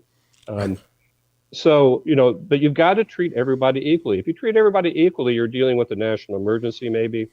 If you don't, and you start having these essential workers, non-essential workers, that's a big thing in Indiana. And the non-essential workers are really upset, by the way, because they're considered non-essential. When you start having stuff like that, then that's where the problems arise. So that's a real quick overlook view of what's going on nationally. Lawsuits are starting to happen. A lot of people haven't been doing lawsuits because they're expensive, and businesses tend to do this, and I deal with a lot of businesses. And what it does, and what they do is, they get used to negotiating with government. It's easier to negotiate with government and finally get them to see reason. Mm-hmm. But this is the first time that so many businesses are being told, no negotiation, stop it, we're going to take your licenses away. In Indiana, the governor has said he's going to ask Secretary of State to take their corporate status away. Very interesting. I know the case that the Board of Health said to the business, we're going to take your corporate status away. Well, it's a sole proprietorship, so they don't care. They aren't a corporation. But it's that type of just picking it out and saying we're going to do it. The governor of Indiana in late July said, we're going to make, if you don't abide by this, a misdemeanor. The attorney general quickly in Indiana did the right thing and wrote an opinion saying the governor can't do it, only the General Assembly can make criminal law. Right.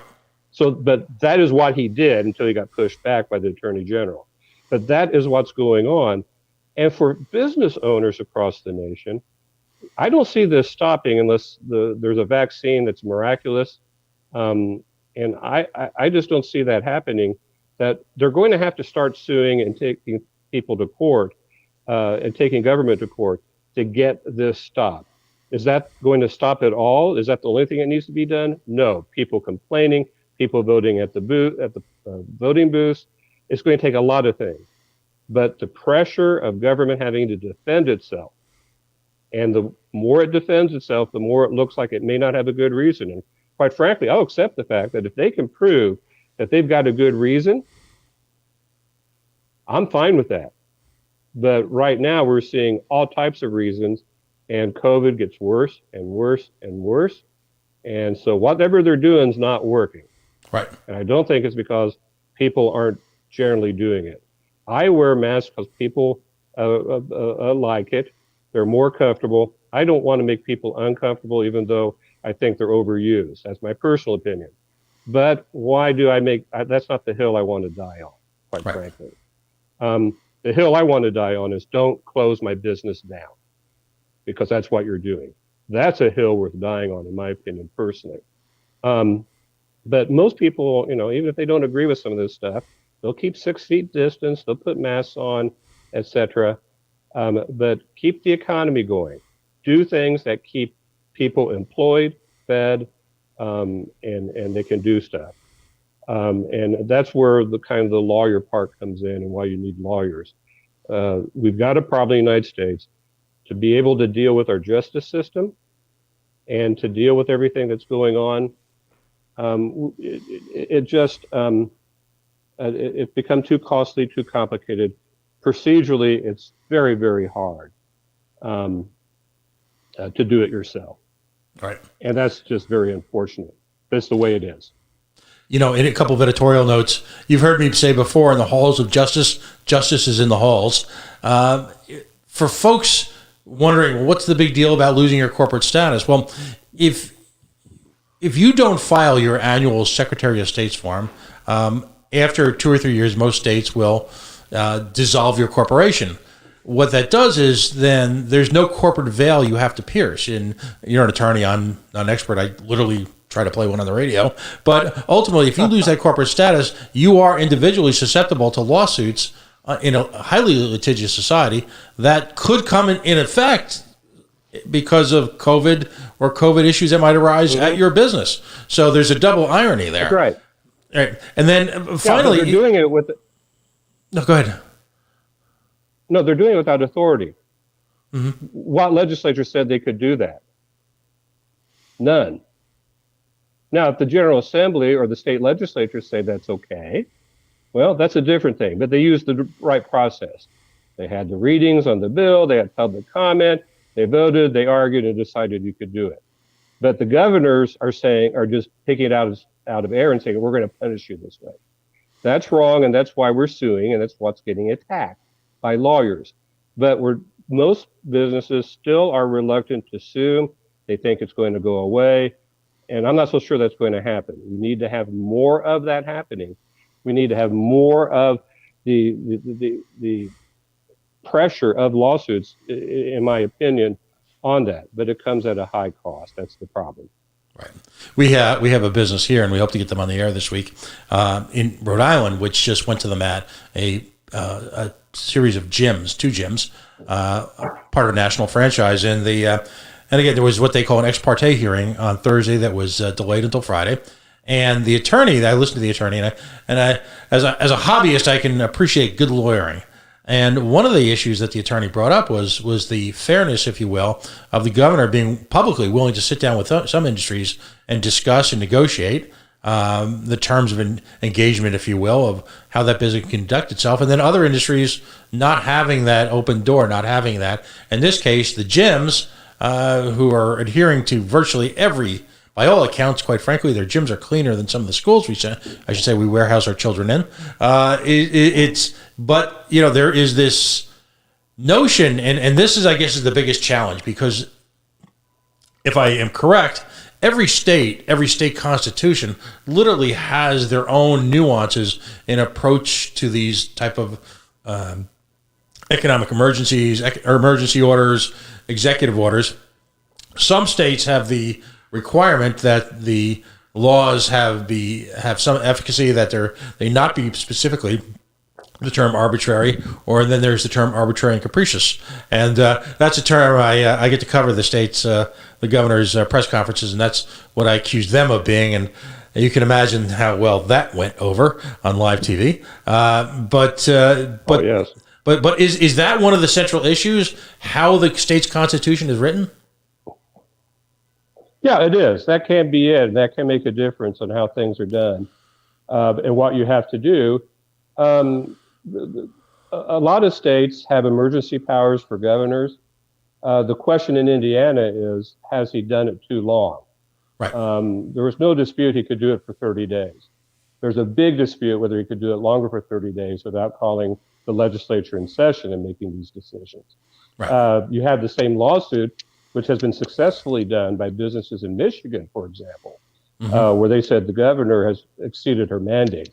If I remember correctly, there were some legislators involved in that lawsuit as well. Ohio has a similar lawsuit that's pending, for example. Right. So, those are the issues that are out there. And the thing that's so disturbing to me is the complete disregard for the rule of law. I can accept a lot of things that I don't think are correct, are wrong, but at least we had an opportunity to say nope. And we got plenty of notice that what the law is going to be, and we then can adjust to deal with that.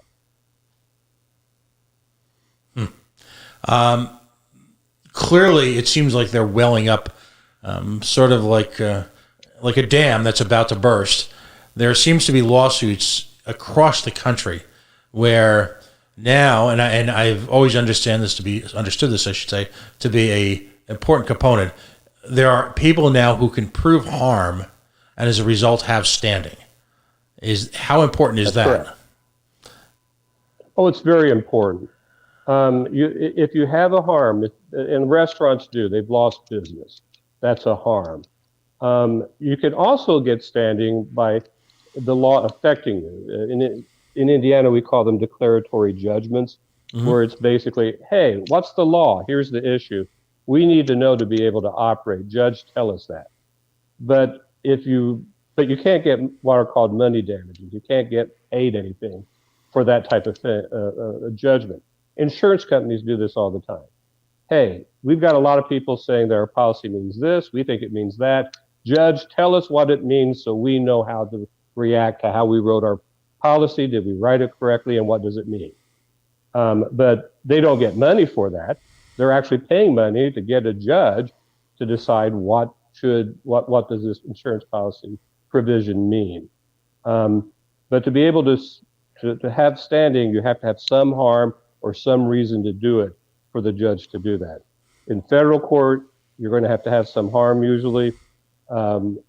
Just thinking you might have harm may not be enough. And I've actually litigated that quite a bit on standing in federal courts, and it's tough. You're better off where you have been harmed. I had to close my business down. I lost $100,000. I had to close it down, and it cost me, $50,000 to close it down, pay off the creditors, etc. And I couldn't bring any money to do that. That gives you standing or a legal reason to be in court. Courts don't like speculation, and they will not take a case just because you might have an issue. Right. I might get pulled over for speeding is not good. Getting pulled over for speeding and getting a fine might give you standing to be able to attack whether that was done correctly or not. And as I always say, I'm going to put you on the spot a little bit, and I'm looking for really a ballpark, just a general sense. When you have a business, all of a sudden take on the mantle of being that freedom fighter, that business willing to go to the mat. And I'm not citing specifically the businesses we had on tonight, but just generally speaking, is there any sort of ballpark, and there's a reason I'm asking this, is there any sort of ballpark as to potentially what type of expenses they could be looking at in fighting this at the level that, some of the businesses we talked about are fighting them at? It strikes me that the amount of money can be ruinous almost unto itself. And how often does government use the specter, if you will, of that type of financial outlay to settle or to shut somebody down? Well, government uses it all the time. They're not explicit with it, but anybody who's doing this and knows they've done it knows that's a problem. Public information is law bills on these types of for government. It doesn't specifically say what they did, but the raw figures are available. And it's not unusual for government on something that they really don't like and they want to defend to hire the big name law firms, and they're going to get a bill for $125,000, $350,000, $500,000, etc. Now, you look as a plaintiff, small business, you can't do that. And you can't ignore things that are filed. You've got to respond to them. So you don't have a lot of control over what you do. You have control over what you file, but you've got to answer everything. And you get a big law firm, they've got plenty of lawyers, plenty of money. They're going to file everything they think that's legitimate as a way to defend the government on that. One thing that is very important, though, is that trade associations may have standing because of their members' problems. They can help their members file lawsuits. And the issues, there's a lot of commonality in the issues, Pat. There's a lot of things that it's all the same cases, but then it diverges at the last 20%. A way a lot of businesses, and I've done this before in the past, is that I represent lots of businesses with commonality of what they're going to have to do, and they split that. You get 10 businesses splitting an $80,000 bill for common stuff, for common things about cases and work, etc., and doing the first drafts of briefs, etc. That's cheaper than all of them paying $80,000 to an attorney. And then the last 20% they're responsible for. So, you know, they have a bill for, let's say, you know, 28,000 instead of 125,000 to do that. You can't predict how long it will take. What I can predict is that in this type of action, you just have to assume you're going to go into the nth degree before the government gives up, because they don't want to. Now, public opinion can change their opinion, and they may drop it, and I've seen that happen before. But so it's really hard. You might get lucky. It might cost you $5,000, but that's unusual. It's going to cost you in the 5 figures, probably 6 figures, to do that, unless you have a lawyer who's interested in wanting to do this and do it at a cut rate. There are what are called fee shifting provisions on a lot of constitutional issues, but that means the government has to pay you if you win, but it means the government has to pay you only if you win. And that's going to take a long time, and it's going to take a couple of years. And so meanwhile, the lawyer's not being paid, and they still have to pay their kids' college tuition, or whatever it is, their mortgage, etc., on that. So it's an okay thing. I've got a real good friend in Indianapolis who does a lot of contingent work on constitutional law when it comes to police departments, but that's what he does, police departments. And it's when police are accused of doing wrong things, and that's all he does. But he developed that, and over the years, he always has cases coming in, always has money coming in, because he knows what a good case is, and he knows what they should be settled for, and occasionally has to try them. So he can afford that. But on this type of case, it's very difficult to do it because it's speculative what will happen. Right. Because I'll go back to what I said earlier. We haven't had something like this and government reacting in a bigger way since 1918 with the Spanish flu. And in some regards, governments acted way differently and way more aggressively. There were examples of bad actions of government back then. And there were court cases then, but it still didn't seem to go into this lockdown thing that we're dealing with. And it did close some businesses down, especially movie theaters. But everything I've read, Philadelphia closed movie theaters. San Francisco had very draconian mask laws for the Spanish flu in 1918, 1919. There are examples of that, but it didn't seem like it went on endlessly. It went on when it happened. 1918, there was a bad period. It seemed to end. Then it kind of exploded again. So you have those examples, but I don't recollect seeing so many businesses failing. In downtown Indianapolis, where I work, 10% of the restaurants have failed, closed down, either voluntarily or because they ran out of money. Wow. That's a lot since March. Excuse me. That's an awful lot of employment. It's often a lot of people's personal fortunes, and the sheer random nature. I mean, we're talking, out here in the Northeast, we're talking about restaurants, in some cases, businesses that have been open for multiple generations. That's where the tragedy comes into play. Any as we sign off for the night, and first of all, again, as always, I'm so grateful for your participation in this. You lend an air of gravitas and at the same time salient information that is missing, quite frankly, across the media landscape. The nation would be well served if on these talking head shows you had a lot less sensationalism, a lot less what I call going for the ESPN moment, going for the highlights, going for the buzzword, or going for the magic shoutdown. If you had more conversations like this, where someone with your experience and wisdom actually laid out, well, I think you and I would agree. One of my favorite philosophers was from the 60s was Sergeant Friday. Just the facts, ma'am, just the facts. If there was a lot more just the facts, I think as a nation we'd have had a better there would be buy-in, there would be a sense of teamwork, a sense of shared sacrifice. A whole nother show is the absence of any shared sacrifice at the governmental level while we see the private sector crumbling. That's a whole nother evening you and I could talk about. Definitely. But do you have any prognostications? I mean, what is a lifetime of legal experience tell you how this movie ends? Well,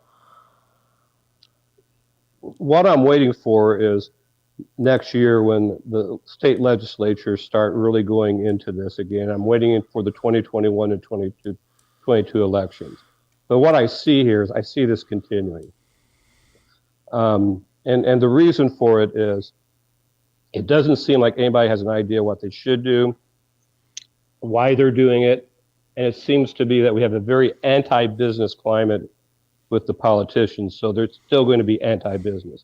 And right now, I don't care what political party it is when it comes to the two old parties, the Democrat Party and the Republican Party. In many regards, I see no difference from them. One's a little bit heavier-handed, but in other regards, the other's just as heavy-handed too. And so I think this is going to continue. I don't know when the end point is, when we've conquered COVID. I know with the Hong Kong flu, because I'm old enough to remember that, late 60s, early 70s, we didn't do any of this stuff. Old people tended to get it. I'm rapidly approaching being an old person, so maybe I need to be more careful. But those people were the ones who stayed at home back then in the late 60s. But they got sick, they quarantined themselves, and they were treated, and there was a high death rate among older people on that. But we didn't close down the United States or Indiana or Rhode Island or Kentucky during that time period. We didn't close down the economies. We took narrowly focused action, and something has changed since then. And we're no longer doing narrowly focused action. The point that our friend in Kentucky made was they've only had one person die between the ages of 20 and 30 from COVID in Kentucky. So I see that all the time. People aren't dumb. They don't see why they need to do anything. They're taking more risks because it's a bad flu at the worst. All the efforts, if they were focused at protecting people 70 or older, not sending people back to nursing homes that have COVID. I mean, there's horrible stories what government's done because they're trying to treat everybody equally, and the end result is they end up doing things that make sure that lots of people in nursing homes get it. Mm-hmm. But if it was all narrowly focused, if our issue was if you're over 70, you can't go to a restaurant, that's a lot different than saying none of you can go to a restaurant. Mm-hmm. The over 70 may not like that, but if you look at what's going on, a lot of people probably say, yeah, I'm at higher risk. COVID's really deadly for me. But if you're 20, 25, your risk is a bad flu. In fact, flu probably kills more than COVID from what I'm reading at that age group. It's really pretty bad for elderly people. It's more dangerous than the flu from what I read and what I believe and what I trust are good sources. And I like what you're saying, Pat. This is a real thing. There is a problem here. The question is government following the rule of law to deal with it? And the rule of law is important. We don't throw our principles out just because of it. And quite frankly, a lot can be done quickly to deal with it. And if they had dealt with it in March with the proper ways, we might have already figured out the best way to deal with it, have the rules, everybody can deal with it, everybody knows how to run the business, pursuant to it, still make money, everybody can still get what they need, but we do it in a way that works. But I'll just end it with this, Pat. I don't see anything working, and so including the rule of law. And that's what bothers me. And that's why the lawsuits might be successful. And I say might because when you fight government, the knee-jerk reaction of judges, and this is not an attack on them. I understand why it is. They tend to give deference to the political leaders. And only after a while do they figure out, I don't need to give deference anymore. That's when things change. And so it takes time. But So in March, why sue? It'll be over with in 3 weeks. That's what a lot of governors said. Now it's December and it's not changed. In fact, it's getting worse in a lot of areas. Right. So now it's like we need to do something because this may go on for a long time. If you stop to do nothing, then they're just going to keep doing it. Absolutely. Mark, how can folks reach you in your practice of law? We like to engage in what we call shameless self-promotion here. How can folks reach out to Mark Rutherford? Yeah, my cell phone's pretty public information. I'll give it out here. 317-809-9000. My law firm's Thrasher, Bushman, and Vocal. You can go to Indiana-attorneys, that's with an S.com, for our website. And my email is Rutherford@Indiana-attorneys, that's with an S.com. And we're very used to getting lots of people reaching out to us, and we appreciate it.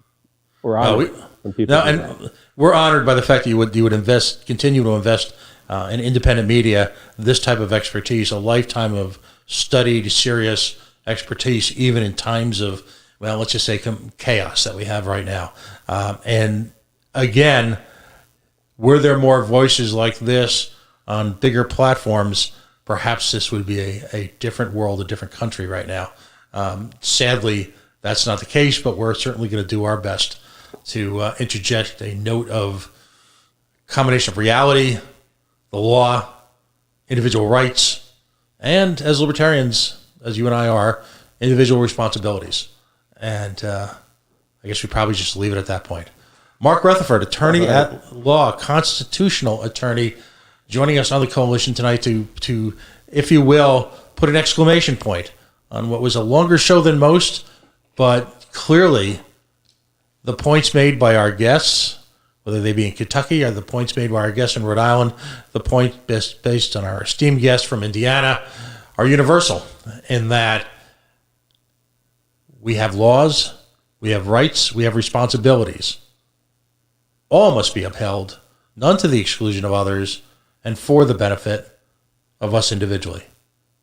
We are the Coalition, loud and proud, outrage porn-free, civilly disobedient media, broadcasting live on the worldwide Coalition Radio Network at coalitionradionetwork.com, facebook.com/The Coalition Radio, on the Mighty Mighty Twitter at Coalition_radio, and of course our original mothership at coalitionradio.us. Please support independent media by liking us, sharing us, subscribing to us. We've got a couple opportunities at coalitionradionetwork.com. If we have a few, and we'll have more up of books about politics and liberty. We ask you to support them as we continue our mission here. Have a wonderful night, and we'll see you Tuesday night. Thanks for joining us.